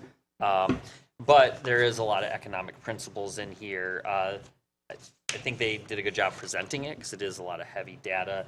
On page 216, LQ, that's a local quotient. So typically, if you have a value of 1 or greater, that is more of an economic benefit. In other words, you're producing more goods or services than are needed in the community, so therefore you're exporting them. So that's a positive economic impact. Where you see, and there's nuance to this, of course, but where you see a local quotient less than 1, that's where there's opportunity economically because we're importing that or those goods or services. And this breaks it down more into whether it's a growth industry, an emerging, mature, declining. So when you look through some of these and you see some of the terminology for the industries, again, it's just from the data source that we're getting it from. So that's kind of where we're constrained, but it is the standard that is used primarily throughout the country for planning. Right. So it gives a good baseline for comparison. And the nice thing is this information is always being tracked by the federal government, so you can make a comparison 5 years from now, 10 years from now from where you were because of that consistency. Even though it's not perfect, it gives us something effective to work with. So quite a bit in there. When we started this in 2022, we were still, coming out of the pandemic, and so there was a nod to COVID, and I think it's important to include that in here because something like that could happen again, and we can see the economic impact. Maybe we can use this to help better position ourselves to be more resilient to those type of economic disruptions. The hard part is we don't know what the next one's going to be. It could be a stock market crash rather than a global pandemic. It could be a housing crisis like we saw in 2008. So I think resiliency is key in that aspect. So again, DDA, I think Harry did a pretty good job explaining that all a month or so ago. So happy to talk to it as best we can at this point. As Sarah said, we did do a lot of public input on these main corridors that we identified early on as having potential. So we had asked the people for each of them, what is working well, what is not working well, and what is possible. So this is guided by the public input that was provided to us in those sessions.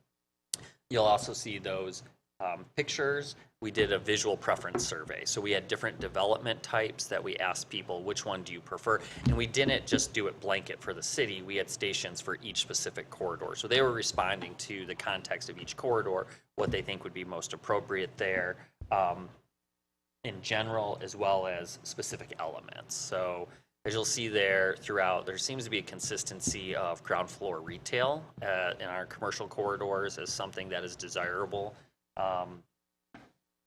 And another theme that kind of resonated with me as I was looking back through it today is people seem to like the variety of facades, either using different materials or colors or even elevations. So you'll notice quite a few of them show that after a certain height, stepping it back so it doesn't feel so monolithic along the public realm at the street.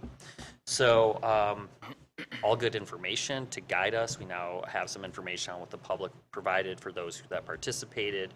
So when we start talking about some of the action plan items and the changes that may come primarily through zoning, which is the purview of the Planning Commission, this is a great tool to help guide that. I do want to talk beginning on page 237, the redevelopment areas. So in the contract that we had with Beckett and Rader that they proposed was identifying 3 locations that are ripe for redevelopment, that are either underdeveloped, not currently meeting the needs, not reaching their full potential, and that they would create these renderings of what's there. And we're calling these the priority sites, which we're differentiating from the legacy sites. So the priority sites are the ones that we had some renderings drawn up that you see there using an artist named Robin Fry, based on a number of iterations that we went through. We took the public input from the visual preference surveys and things like that, and then just some of our other plans too that we began talking about for incorporation. Nothing about this plan forces redevelopment, and I want to emphasize that now, because when you look at the first one, it's Thurlby Field, right? There's a lot of historical connection to Thurlby Field. I live 2 blocks from it. I love it. I love hearing the marching bands. It creates activity and stuff like that. I would hate to see it go. But if TCAPS was to vacate that property for whatever reason in the future, this plan provides insight on how it could be redeveloped, meeting the plan guiding principles and things like that. So I just want you to be informed on that. Like, this doesn't mean Thurlby Field's going away. It likely will never go away, you know. Maybe a portion of it will. They ripped out the softball field already, and they've started having conversations with us about what to do with that portion on the east end. They're going to move into Glen Loomis for their administration purposes. Maybe in 10 years, they build a new administration building and that part of the property opens up. So I just want you, again, to be aware, TCAPS isn't forced to tear down Thurlby Field by this. It's just, in the event this happens, or, you know, they move, we would have an option. So when we look at Thurlby Field, one of the key features in that design is the maintaining of the green space in the middle. So we took our corridor plan, we took the visual preference surveys, and you'll see that along 14th Street, it's a lot more mixed use. As you get around the field, what we were trying to indicate is more townhome row house style, but the intensity then decreases as you move towards 13th, moving back towards single family homes. Same thing along Pine. When we worked on it, we tried to emphasize connectivity and circulation, both within and to that location. And a key thing that we're including in our plan is, if you're familiar with Pine Street in 14th, there's a weird offset at that intersection. We would like to see those two aligned, and there is undeveloped space right now. Of course, TCAPS would have to be a partner, but it does create a lot of somewhat dangerous turning motions because people are sharing that left turn lane, but they have to overshoot each other to get into it, and it gets a little complicated. So primarily the Thurlby Field is residential with mixed use again along the corridor. The next one that we identified in the city is along Woodmere.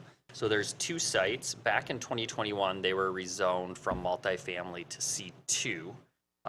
Nothing has been developed there. On page 241, you can see the map. This is a challenging property in that the parcel along Boardman Lake that has Sheffer Street on it, that parcel was given to the city in the 1940s by the Department of Conservation, which is now the DNR.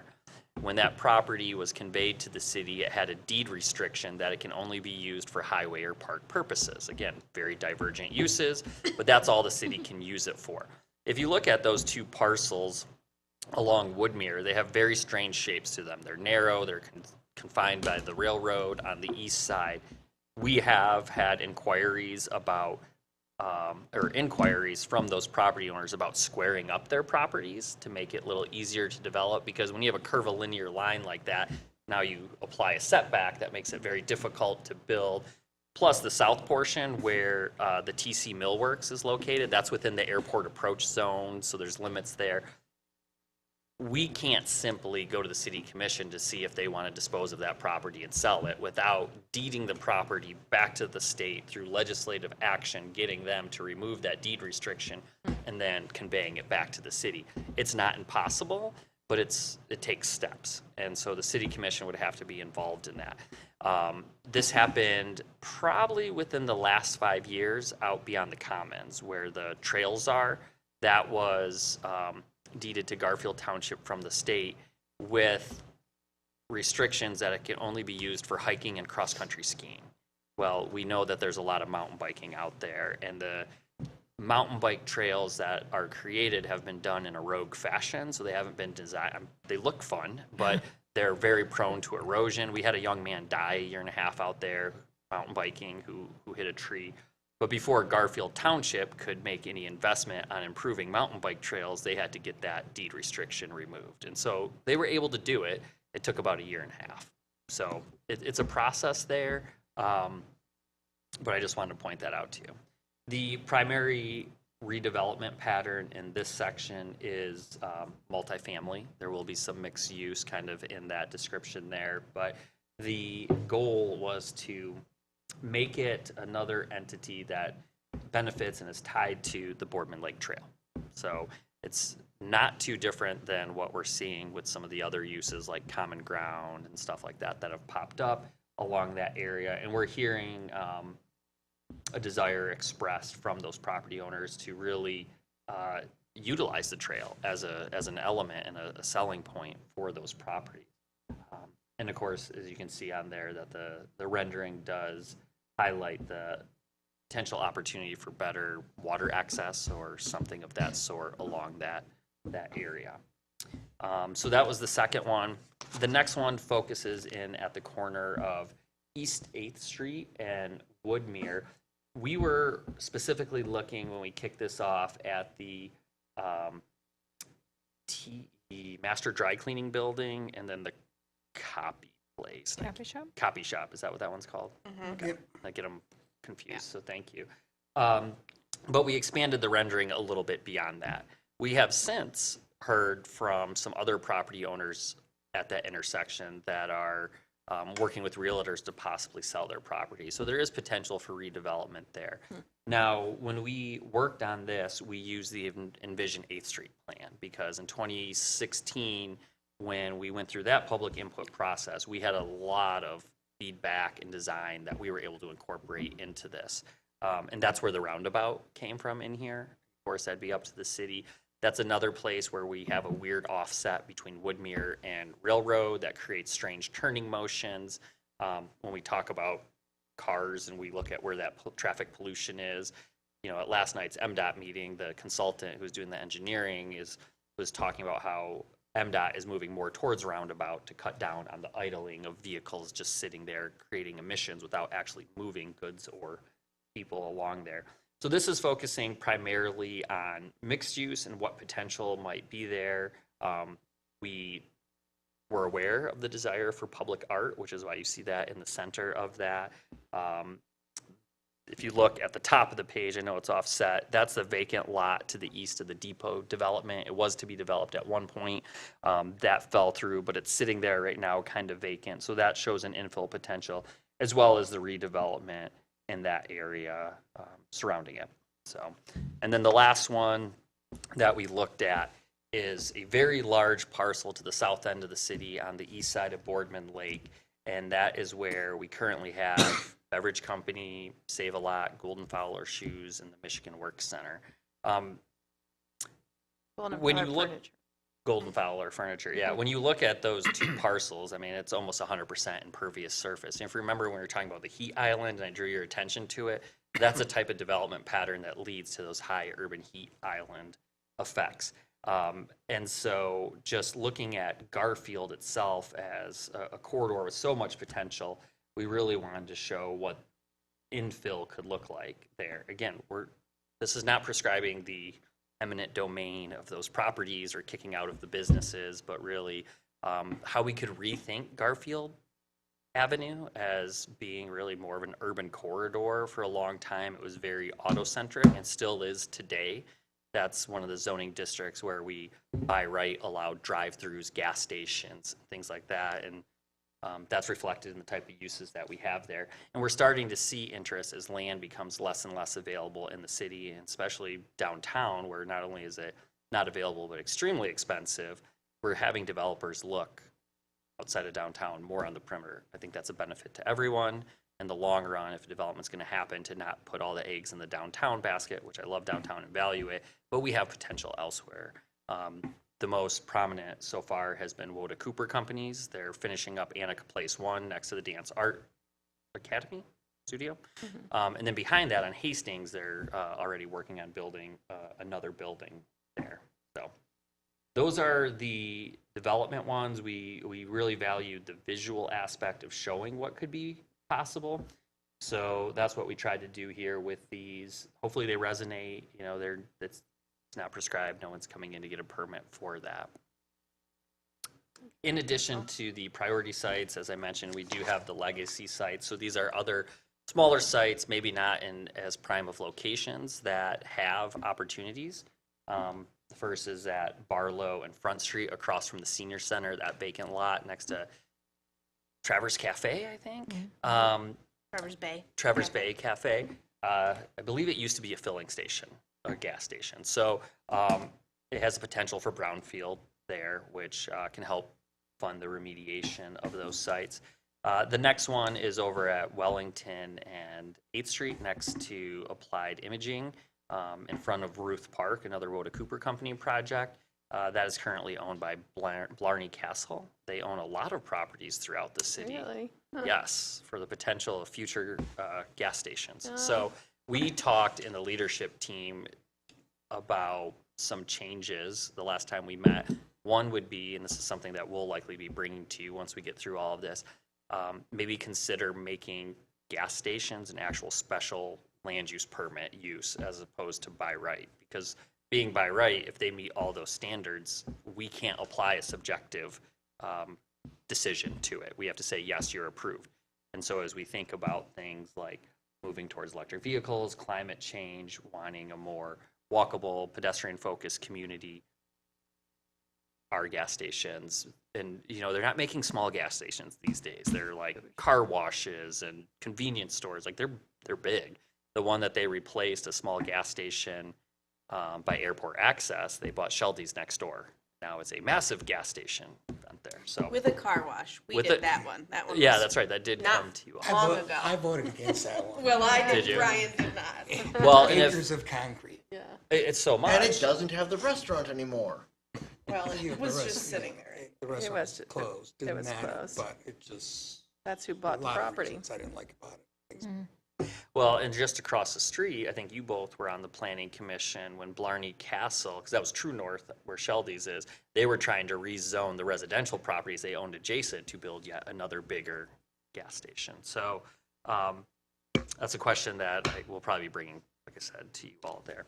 So additional ones that we've looked at, so 8th and Woodmere, so this would be the southwest corner of that rendering. So it's actually illustrated in that rendering where Ware's Auto Sales is. And then the other one would be Garfield and 8th. So that little location right there that is like a thing, an oil change break place right now, and there's a vacant lot to the south.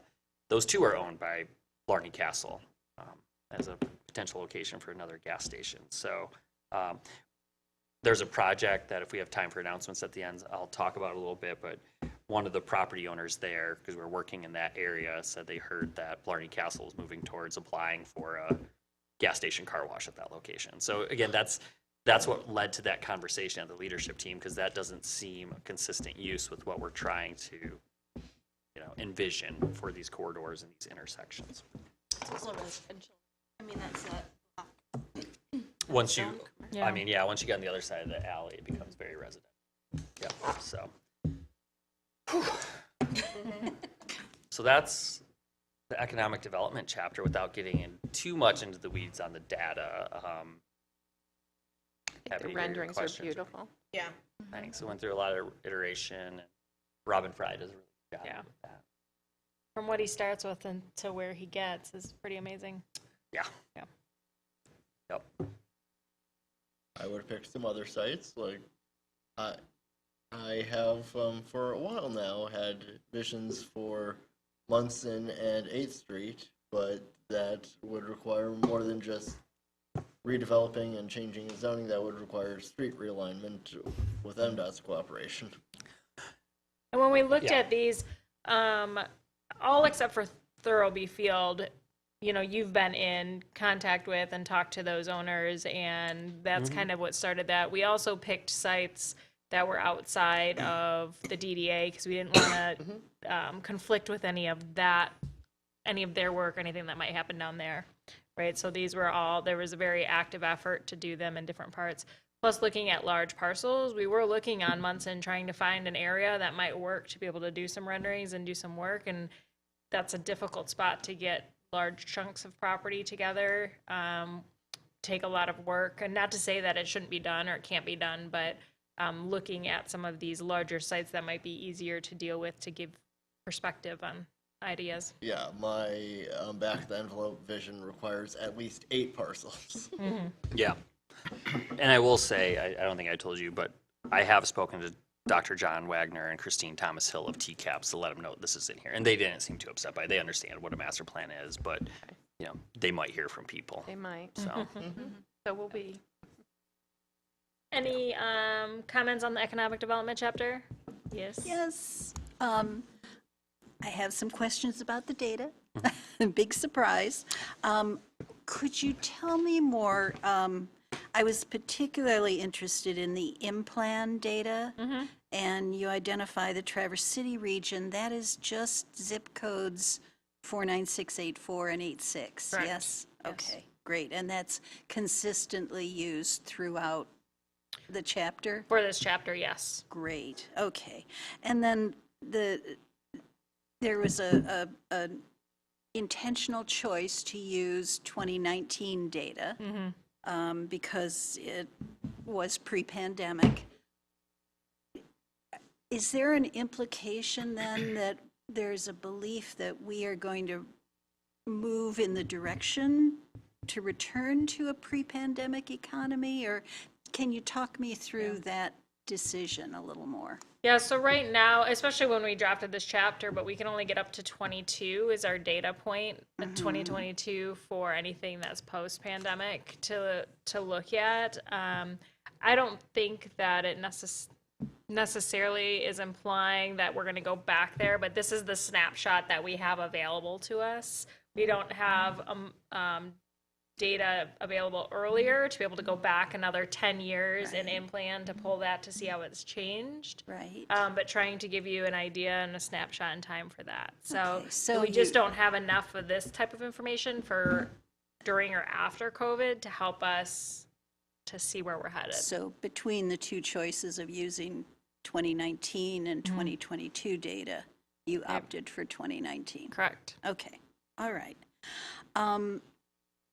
There are some pretty strong editorial statements in here, and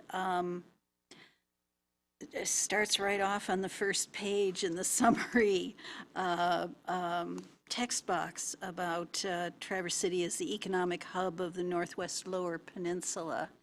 And I of course, always want to see the data that supports that, you know, show me the evidence. And I just wondered then, because you go on further a few pages in about, you know, we want to transform and redevelop selected areas of the city to meet the needs of the community of the future.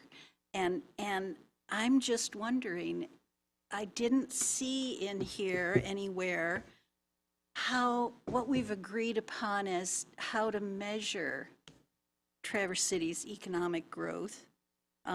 What has our historic economic growth been? And I know we have philosophical differences about forecasting, but you know, where does it go from today? And so if you can help me with that, you know, what do we mean when we say economic growth? Are we talking taxable value? Are we talking revenue to the general fund? Are we, you know, what is our measure, agreed upon measure of economic growth? And where has it been and where is it headed? And I think it's all of it. I mean, it's not one component or the other when you're talking about economic growth. You know, it's all of it together at different points. They're all different measures, right? Similar to even in culture, you know, the different measures that you're looking at for how you can show your community. And so, But we're talking the economy specifically here, Right. right? right, but that's where, I mean, are you looking at increasing property values, sales, you know, what is That's what I it? want to know is what Right. is that measure? Right. Or that group of measures? Yeah, so the in-plan data is all about, you know, sales, revenue, not revenue, but of these industries, that's where it's coming from. So those are Right. numbers for that. And Yeah, so, I'm not really concerned about the industry Okay. analysis. I'm really, you know, I want to be sure that we are all on the same page in our perception of our community and its economic size and value and direction within the larger context of Northwest Michigan. I was surprised, for instance, I went into Michigan Community Financials, michigan.gov, and Traverse City's total taxable value in 2022 was 1.3 bill, and Garfield was 1.1 billion. You know, I mean, their population is higher than ours. There are a lot of various measures that you can use to either support or refute this idea of Traverse City as the economic hub. And so that's what I'm trying to nail down is how did we come to that conclusion? And where is the evidence that's driving us to believe that? Are we being appropriately proud of our community and strongly supporting of its economy? And if so, what are the numbers that we're using to reach that conclusion? Well, first you have to define what you mean by Traverse City. And here we're So- talking just 2 zip codes. 2 zip codes, which Yeah. includes all of Peninsula Township, believe all of Garfield Township, East Bay, Elmwood. I mean, those 2 zip codes, that's a huge area. And we're using those zip codes because you're not going to be able to find national data. You're going to have to create the economic data just to cover the city limits. The city is too small. Okay, so when you realize this and what they're talking about is if the Traverse City region is considered a jewel, I mean, it's considered an economic hub. It's a jewel of Michigan for economic growth. And sometimes they're looking at all of Grand Traverse County. But when you talk about those 2, you can, if you want data for that, I think you can find it. But I think when you're thinking about the economy doesn't stop at, the city limits. It's a much broader, and we're part of that community, but we're not the only part of it. And I don't think and then when most economic measures aren't really looking at taxable value, which is capped amount, as opposed to the only thing that increases taxable value is everyone's taxable value increases at the same rate other than new construction. Well, Garfield's got 36 square miles to grow.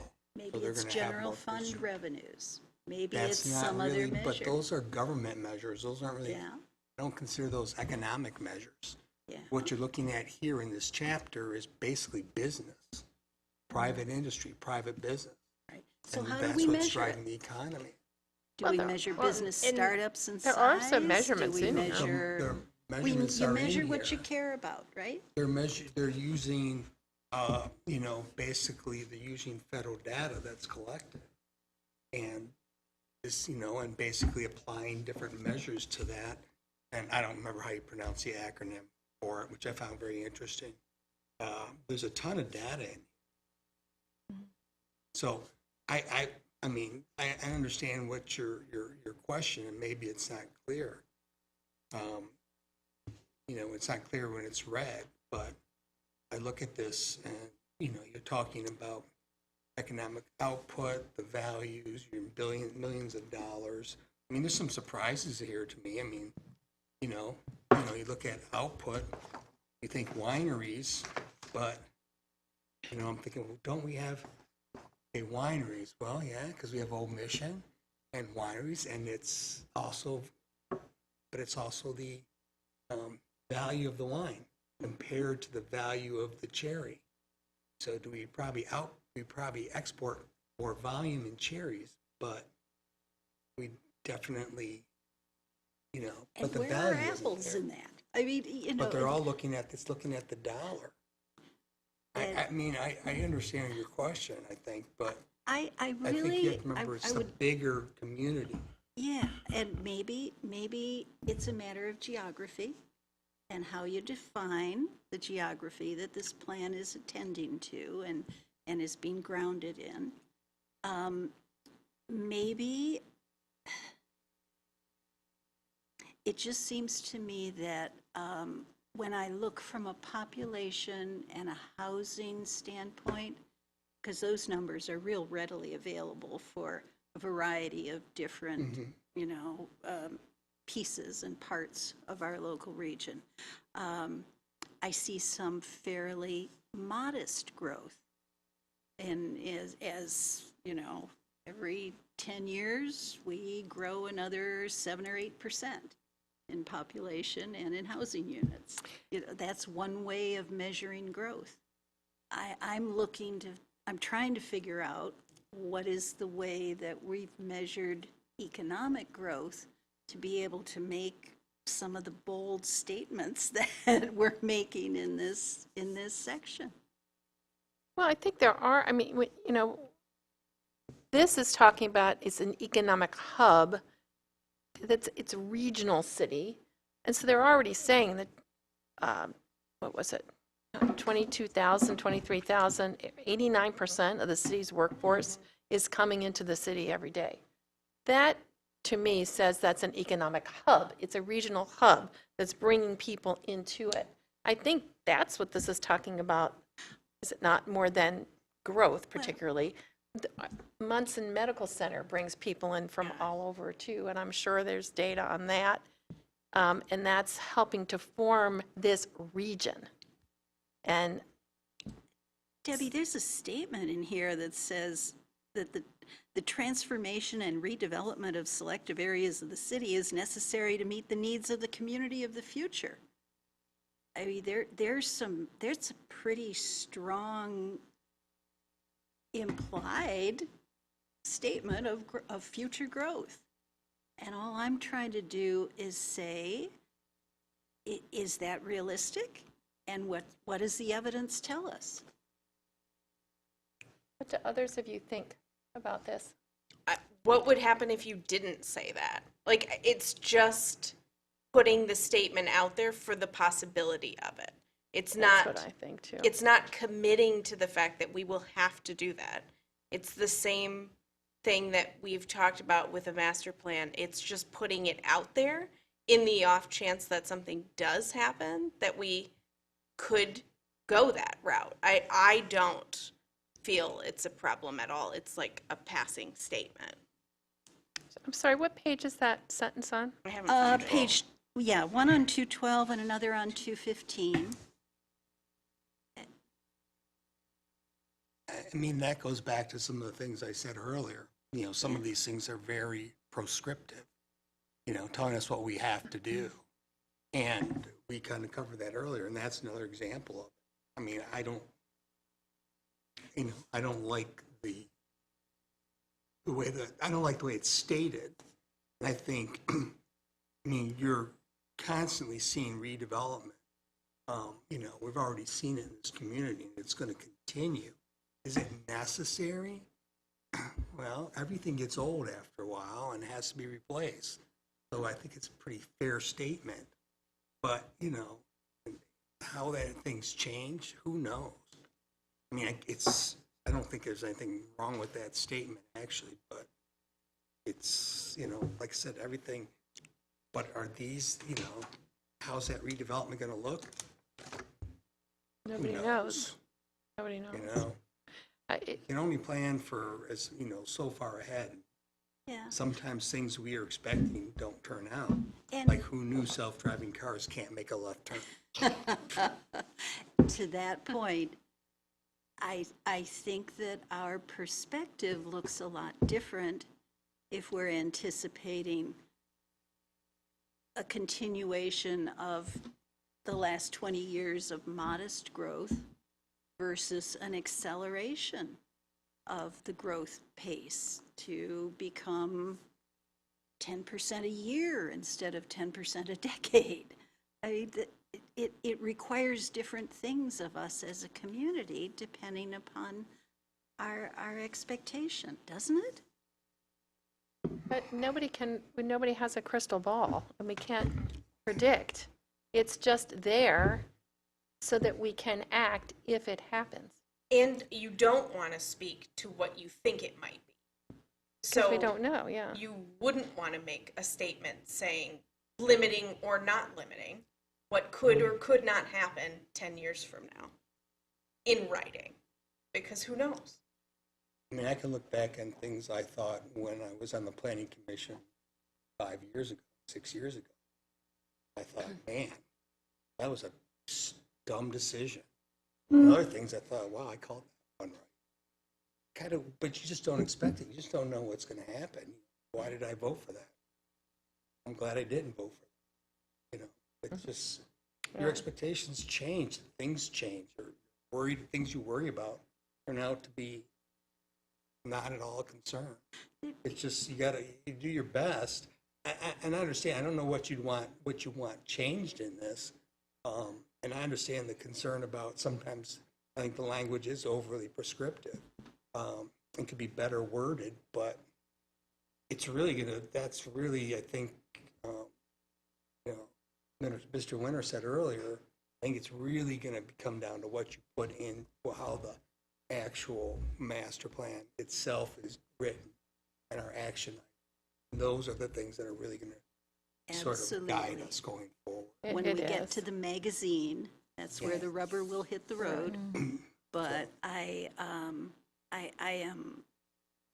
think one possible solution would be to look through this editorial and be sure that we're not making statements that we can't support with facts. Be confident in the accuracy of our statements and know that there's evidence to support them. And I also, I have a real strong focus on the community that we're serving here with this master plan. And we have gathered a lot of information. Is that community anticipating, expecting, or welcoming transformative growth? And it looks Well, like I mean, I we think, we have some information that maybe they're looking for preservation, or maybe they're looking for an enhancement approach to growth. And, when we start saying, oh my gosh, Traverse City is just the fastest growing thing since sliced bread, and I think we're saying that. I frankly challenge that. I mean, I would add a couple items of context. One, over the last decade, the 7% growth, that's actually pretty significant for a community. It may seem like a And in small in number, a state but that's shrinking. yeah, even more so. So, and we've been seeing that for some time. The bottom line is we can't stop people from moving here. Nope. you know, and we haven't seen any indication that that's going to relent. It could, you know, we don't know the future. That's why, again, we opted for a 5-year action plan to revisit, because I think you're really just doing yourself a disjustice to try to program 20 years out because you don't know what to expect. We do know there's other data too, like take housing and people moving here, right? We know that people are buying more second homes in this area. So the housing stock for full-time residents, if the stock was to stay the same overall, is decreasing in availability. We know that household size has decreased as people choose to have less children, as an older population tends to move in, as we've seen here. Therefore, even if the population stayed the same, we would need more housing. That's an example of transforming to meet the needs of the community. And by not keeping our eyes open to that, you know, we run the risk of making a de facto policy decision of who then gets to move here by limiting the stock and the opportunities and the jobs and the educational opportunities, things like that. So, I mean, all good conversations. I think you have a lot of great points about the economic section. This is all being looked at through the lens of land use rather than a full-on economic study. So here at the city, we contract our economic development work to Traverse Connect. So they're To Traverse Connect, Traverse Connect. Oh, which is, yeah, so we have a contract Okay. with them to provide those services. So, okay. and I bring that up, Jackie, because again, you raise good questions, but I think it may be better to look at the lens of the services that they're providing and how we can get that deeper dive into an economic analysis. Because, I mean, you could write a whole document this size just on the economy, Oh, yeah. you know, and yeah. I'm not an economist, Sarah's not an economist. Nor am I. Yeah, so, you know, I think there's opportunity there to answer the questions. I don't know that this document is going to be the best one to do that. Okay. But as a commissioner, maybe looking at what the city is asking of Traverse Connect with that contract, and then what data can they provide us that can inform the next iteration or the policy decisions that we need to make, because I don't think we'll ever fully get there with this. Okay. But again, they're all good questions. We just don't do it in-house, so. Would it be too much to ask for some of that data in this section? Probably not. Yeah, depending on, and we can this go is get it. not meant as a slight. I do not know what they do for us with that contract. And I just because don't I'm either. ignorant to it, I'm not saying like, you know, in a bad way, but, It's kind of a black box to me. and it's not under our wheelhouse. We don't manage that contract in the planning department and stuff like that. You would think there would be some sort of economic development component, but this is really the best that we've been able to create through our capabilities and what a master plan is supposed to be. They don't track economic data for the city.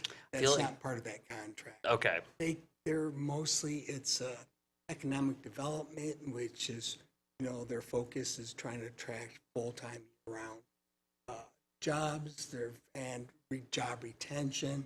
Those are the basic two activities of every economic development group or organization.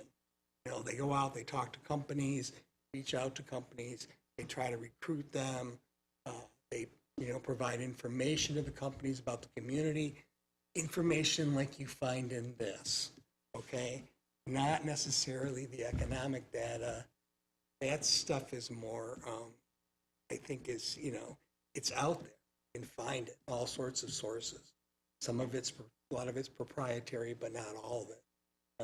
You know, and there's, you know, you can find much more up-to-date than what you can get from the federal government. It's a lag, you know, just because of this, you know, all the data they're collecting. But, you know, there's information out there, you can find it. But I think you like talking to like Warren Caller would be a good connection if you want. They'd help you direct you the right way. They would know where the information is. So they'd be a good resource. and on that, as far as what they do, keep in mind, before Traverse Connect rebranded to that name, they were the Chamber of Commerce. Oh, So they're a yes. Chamber of Commerce, essentially. So they're they're trying to promote the area for Right. jobs or keep jobs here Their- too, you know, their not leave. agenda is growth, right?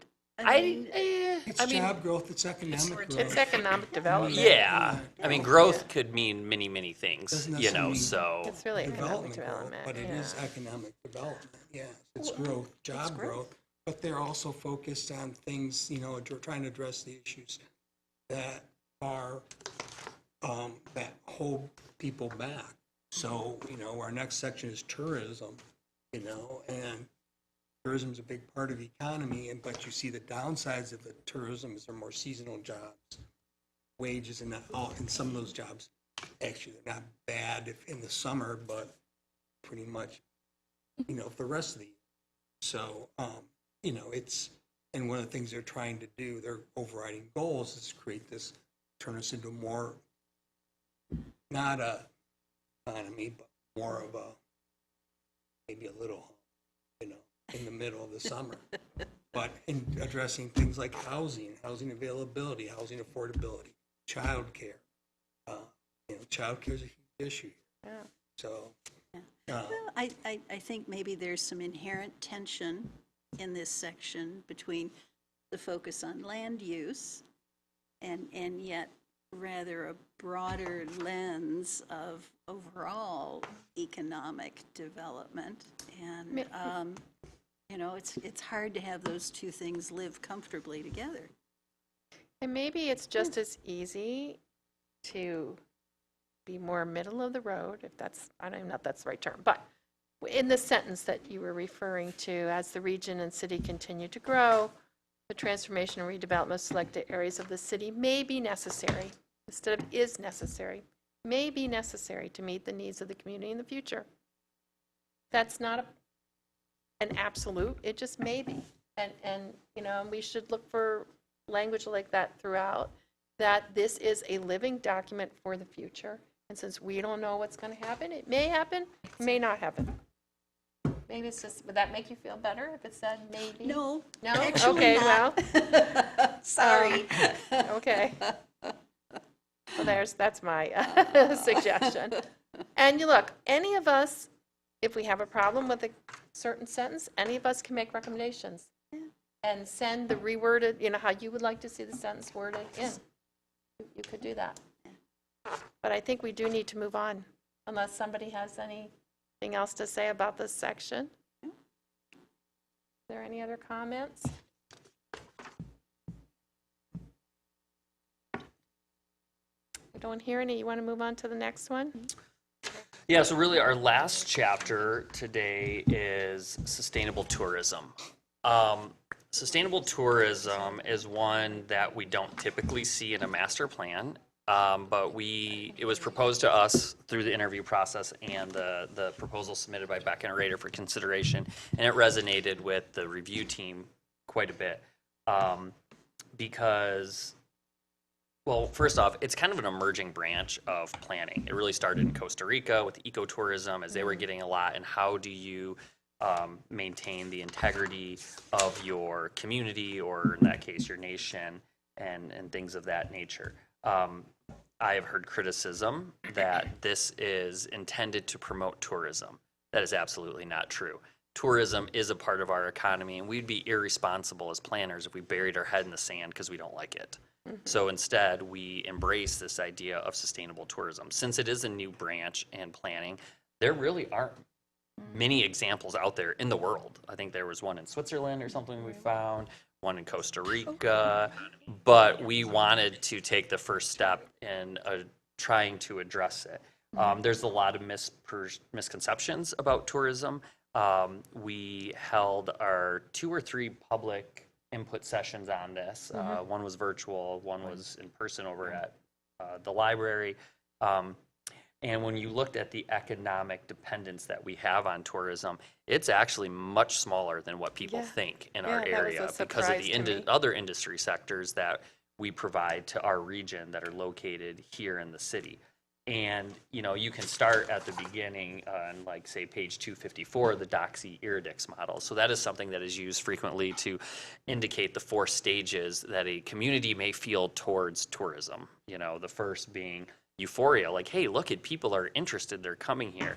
I just spent it was last week, I think it was, or the week before rather, in Southeast Ohio, you know. Those people are very grateful that people are coming there. Because there's really nothing. There was coal mines and now they're gone, and America's not really working in that part of the country right now in terms of economy. There's a lot of rural poverty and economic despair, and so there is an open embrace around that area of Hocking Hills State Park where we were, where people are carving out an economy, taking advantage of this opportunity, and so they do seem grateful. Then you get to the apathy, you know. Next step, which is where the majority of residents who participated indicated they find themselves at annoyance.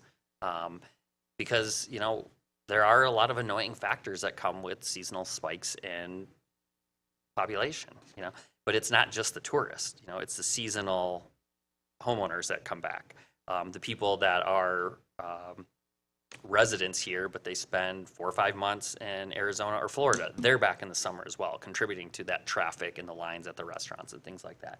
So it's not just the tourist. And then you get to the last stage, which is antagonism. You know, so like when I was in Burlington, Vermont, and on the stall in the bathroom, they were like, "Screw you, go home." You know, they've reached the antagonism stage there. They're kind of over it. But we have to recognize that there are some of our neighbors that their livelihood and their ability to provide for their family is dependent on tourism. So we'd be doing them a disservice too if we acted like tourism is not something that provides anything to our community. It does provide an influx of cash, whether that's equitably distributed and who benefits from the tourism. That's a whole nother topic that we could spend an evening getting into with things like taxes and infrastructure costs and public services and things of that nature. So we wanted to at least take, as I mentioned, that first step in acknowledging tourism, and that if we're not intentional about how we embrace tourism, permit it, you know, uses and things like that, it can have consequences for much of the community.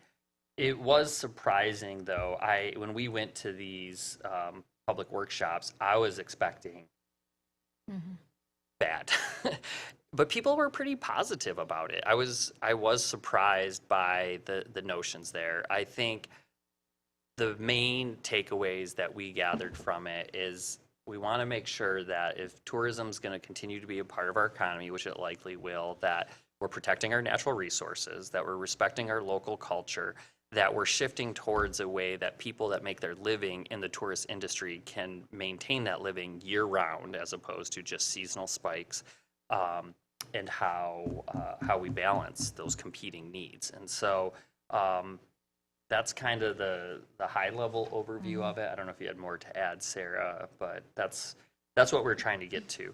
One thing I thought was kind of interesting is when you look at some of the maps of where the tourists go, and so Beckett and Rader, they're able to purchase cell phone data, and whether those are local phones or phones from non-locals, and there is methodology in here of what determines local and things like that. And so we were able to pinpoint that, but then again, using those vertical graphs of where those phones are being located, some places make sense. They stick out. Over by the mall, Target. I don't think I've ever gone on vacation and not made a run to Target because I forgot things. Like, people do that. But when you look at the locals, they too are also going there quite a bit, and you see a huge spike. You can also call out very specific things on this map. You can tell where Jacob's Farm and Gallagher's is. You can tell where Moomer's is in July because of the spike. So we can see that there are known places that cater not just to residents, but also to tourists that do see those seasonal spikes. The one that caught me off guard the most is the Speedway at 4 Mile. That's one of the biggest spikes on there. And I don't know if that's because you're leaving town and it's the first real gas station to pull into, but that one gets a lot of use there.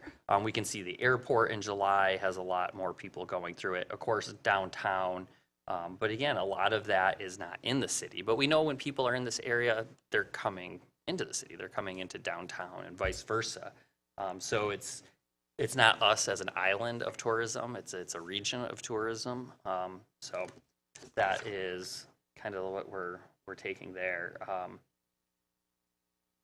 Any questions on that? I like maps, so I just find them very interesting too. I love all of the maps, and it's not what I have a question about. I'm sorry. On page 255, when we're talking about the breakdown of accommodations, short-term rentals are not like listed. Do they fall under other hotel? Or, because there's rented cottage cabin, which I think is separate. I see that as like a vacation home rental maybe. But like, just a better definition of that, because I don't know where they would fall. You know, I had that, looking back through this before the meeting today, I had that same question. So, yeah, we can look to see where they fit into that data. I also could have missed it, so if somebody else saw it. I saw it too. Okay, great. Okay, I had the same question. sweet. Well done, everyone. That same question. Anything else in this chapter? I just wanted to be sure that we were all okay with the fact that the information here is covering a very different geographic area than some of the prior sections. I mean, I think the Northwest region, that's a 10-county region, right? So it's quite a bit larger in scope, and I wanted to be sure everybody was tuned into that. I also saw a comment about you would have liked to have some earlier data or some kind of data that would let you look at things longitudinally. And I think I have seen some data from Michigan State University and also from the predecessor to Networks Northwest, the old Council of Governments, had published reports that dated back earlier than 2019. So if you really, really want to pursue it, I'm pretty sure it's out there. Thank you.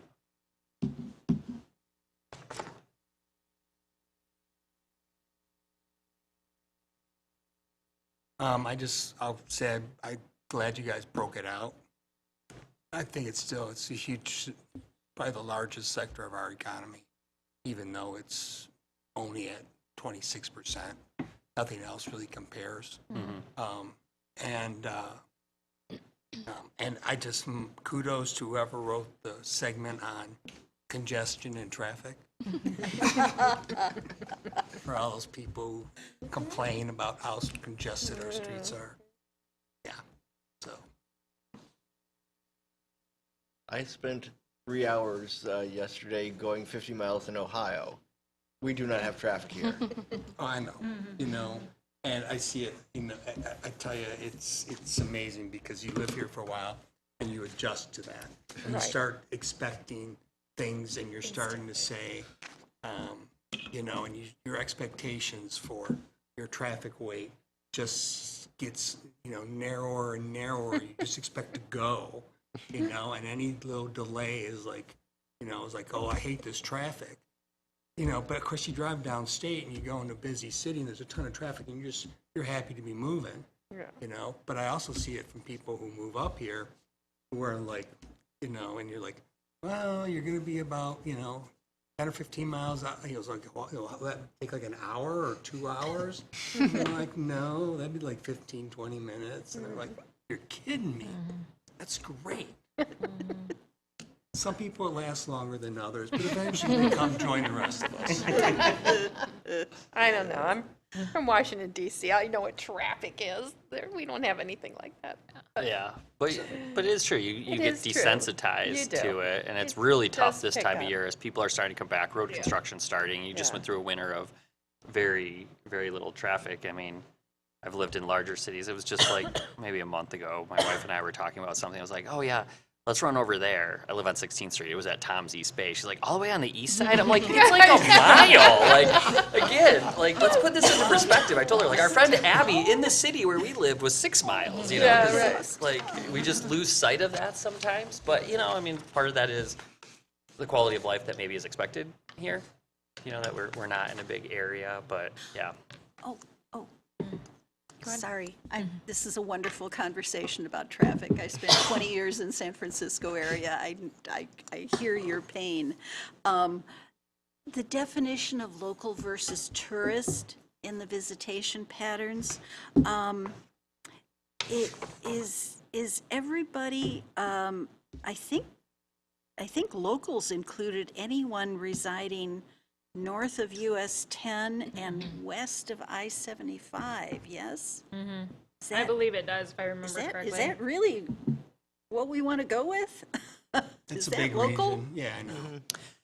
Yeah, assume but I there's a mean- reason for that. Yeah, and you gotta think there's, outside of Traverse City. So does that mean I become a there's- tourist when I cross over I'm I-75? I'm thinking, you head What's to that? Gaylord, you are golden. Well, it depends. Parts of Gaylord are on this side of 75.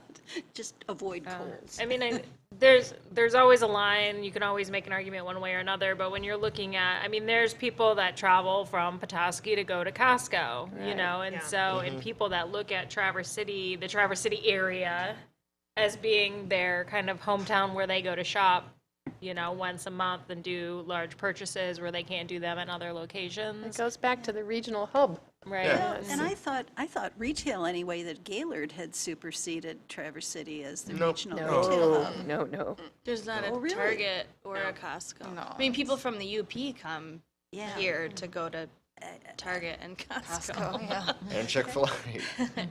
I'll see if Yeah, I mean, I grew And buy up, I'll cars. see if I can find the. You do have to go to references. Gaylord for Tim Hortons, though. yeah, They've got a Five Five Guys. Guys. We don't have that. like growing up, I think I mentioned this last week, I went to school in Kalkaska, I lived between Kalkaska and Grayling, but like, this is where we would come after school, like, before homecoming, you'd come to dinner in For Traverse City. everything, yeah. Yeah, it's like, Yeah. it's what you would Like do. it felt like we were part of the community. Yeah, because that's we had no other choice to go and do and get those things. You know, like it was Traverse City any more than you go anywhere else. I mean, my former dentist, her husband worked for MDOT. They lived in Lake City, and he worked out of the Gaylord office, and that was his commute every day. You know, so like being a rural area, we dispersed geographically pretty large. Partly because it doesn't take an hour and a half to go 15 miles generally, and that's kind of how we've come about in this location. And to that point, serving on the airport zoning board, Costco has a lease with the airport. And the director made a comment in there. He's like, I really wish we would have done a % of revenue because it's one of the top grossing Costco's in the country. People come from Sault Ste. Marie, Ontario, because it's the closest one they have. So when you're in a rural area like we are, we have to realize the magnet that our commercial activities serve. And when they come, since they're coming so far, they make massive orders. It's hard to perceive our Costco being one of the top grossing in the country if you've been to one downstate because they're just slammed with people. And you don't feel that here. It's a newer one. It's a little more spacious, I would say. But it serves such a broader geographic area. We did the master plan in Iron Mountain, which I don't know if you guys know where that is in the UP. So we're like, so where do you guys go to Target? Well, it's a day activity. We either go to Marquette or Green Bay, Wisconsin. You know, so when you live in those rural areas, that becomes That's what you do. And then behaviors. there's e-commerce, you know, how many people are shopping Target online versus in person now? Yeah. So Well, there's if some you're in parts of interesting, the UP, you don't have, you don't have more- internet? no, you have dial-up, but you don't, you have dial-up or satellite or your options for internet. Or cell? But we do the same thing for like IKEA. Right. We got Yeah, one we go to here. It's like Canton. that's my IKEA in Yeah. Canton, and I've stayed Fair at a enough. hotel Those. to buy all the stuff, and other people are just there And for are meatballs. you a local or are you a tourist? Well, right, but yeah, you know, it's like That's my question. there's that draw. Their meatballs are Meatballs. excellent. The meatballs are very good. Meatballs. What's that, lingonberry jam? Any other comments on the tourism section? Okay.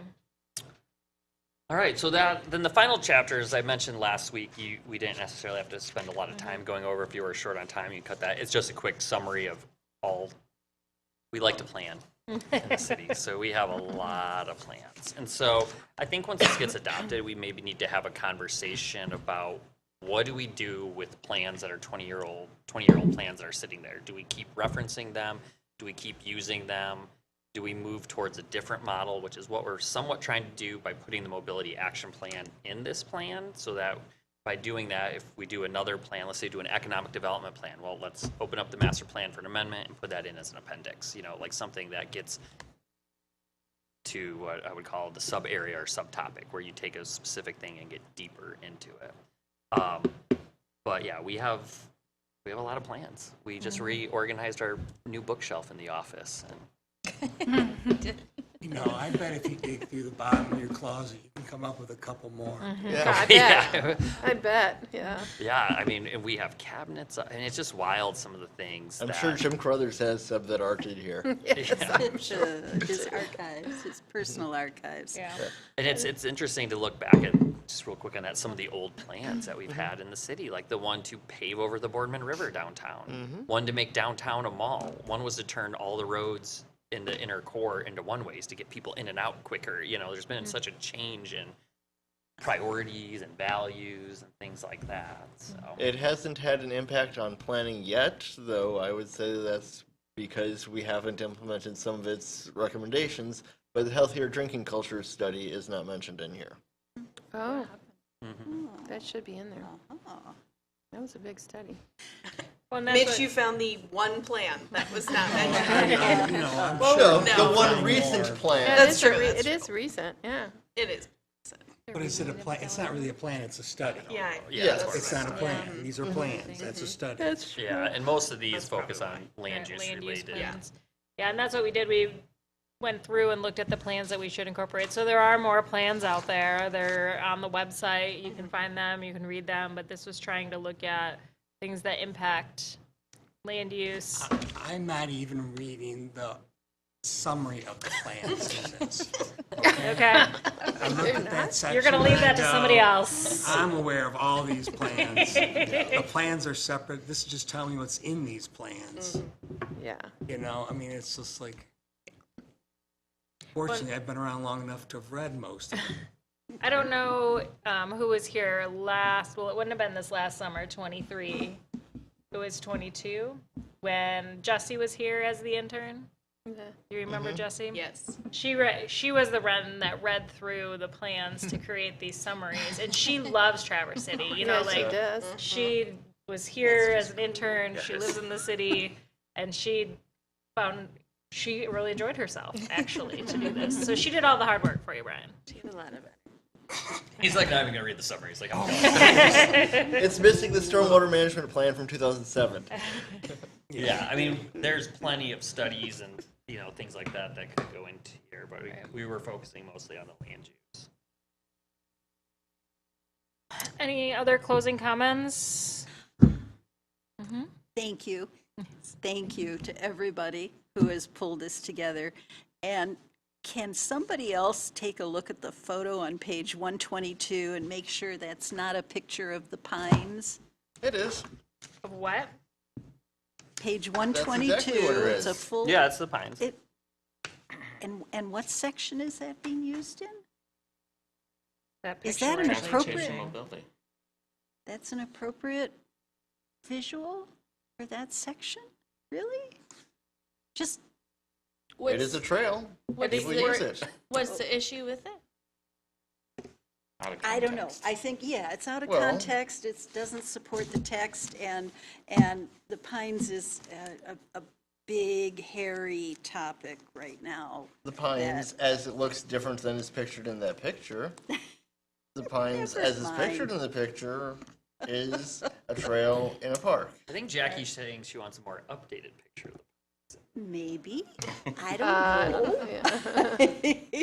Maybe another piece of scenery. I don't We were, know. I'm actually working with Colleen. She provided some additional pictures or some updated source information for some of them. And I think this is one of the pictures she actually made a comment about, but she had there's a whole list of pictures and things like that that she had comments on. So Okay. All we're right. working through those as I well. defer. Thank you all for taking the time to read through all of these pages and provide your input.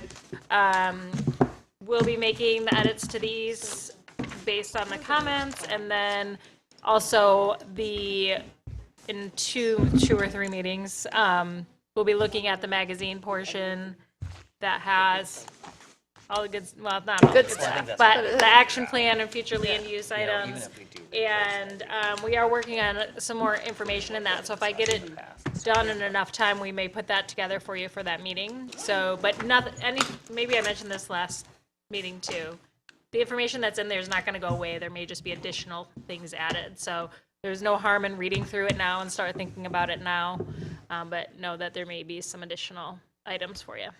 Or if you incorrectly read the instructions, you've already dug through the entire magazine. Which I have. And Twice. me. Same.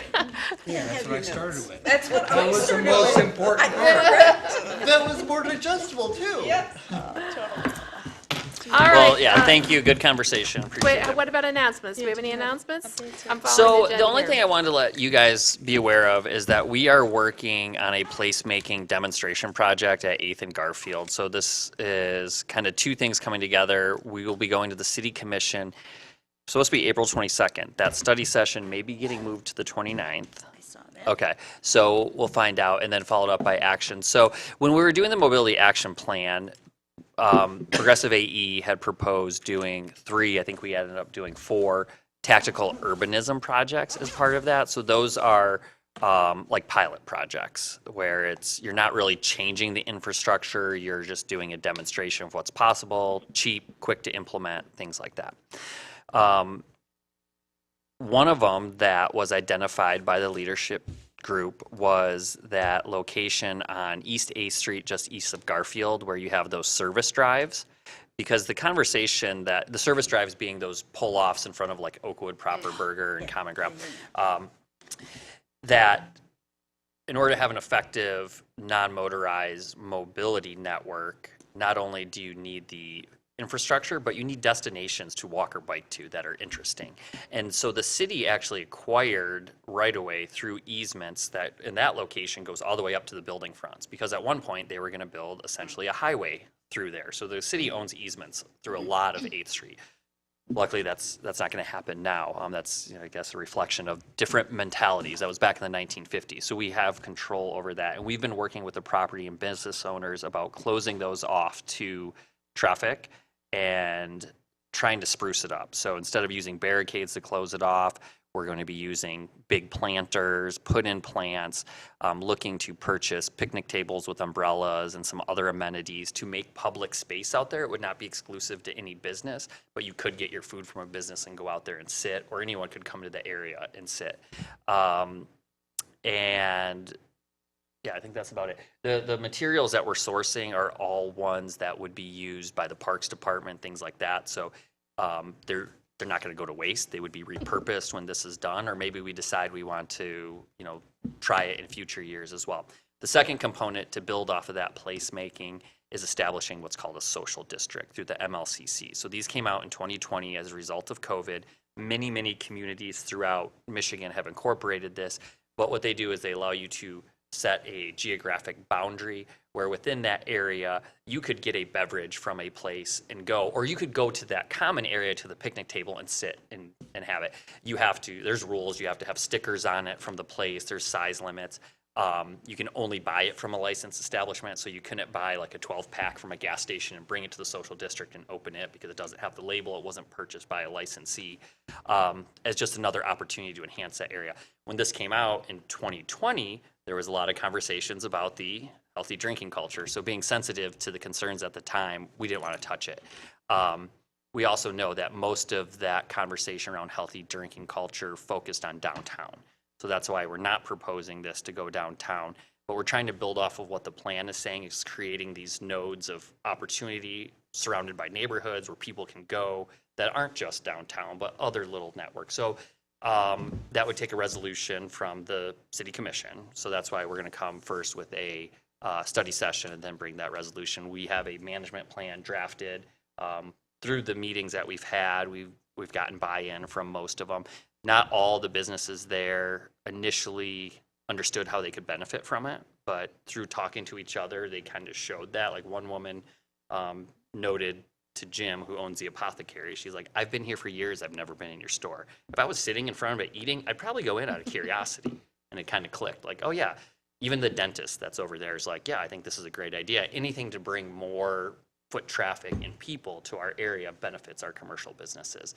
And then if that starts to spring up, maybe that could benefit the residents around it. So something that's happening that we've been working on behind the scenes, probably won't come to the planning commission, but I wanted you guys to be aware of it. And if we You're can looking execute just it. that District where you've got the service drives? No, we have a boundary that goes south almost to Boyd, essentially, which is where Trailside 45 starts. North a half a block, because then you start getting into residential. East to Hastings and west to just past, it's now called the Nomi Collective, Michigan Street, I think it is. So it's kind of that area. It does a little zigzags around the commercial properties. Not all of those are licensees, not all may be directed, but by There's only 2 actual. 3 now. Three? Yeah, you need a minimum of 2, so when Common Ground, Does Common Grounds have a license? Yeah. Okay. so you have Common Ground, Oakwoods, and Tank Space, which is the second location. Common Good, I can't ever get it right. Tank Space is a second location for Earth and Ales. Right. So, you know, it kind of allows some little more synergy between some of the, like Earth and Ales doesn't have food, you know? They're right next to Oakwood. But they're right next to Oakwood. In fact, Oakwood owns a building that they're renting from. So it's something that we're going to see how it goes. We'll try it for a summer if it's supported by the city commission. We do have a fund for economic development, which is where we would be using the money to purchase these items. Again, we've worked with the staff to make sure that whatever we purchase can be used elsewhere in the city. So it's the same benches, the same trash receptacles, everything, so that it's Is consistent. that your nice way of saying it's not very cute right now? It's not. Industrial picnic tables. Yeah. So, yeah, we'll see where that goes. But wanted to make you guys aware of that. So, All right, thank That's it. you. Yeah. Any other announcements?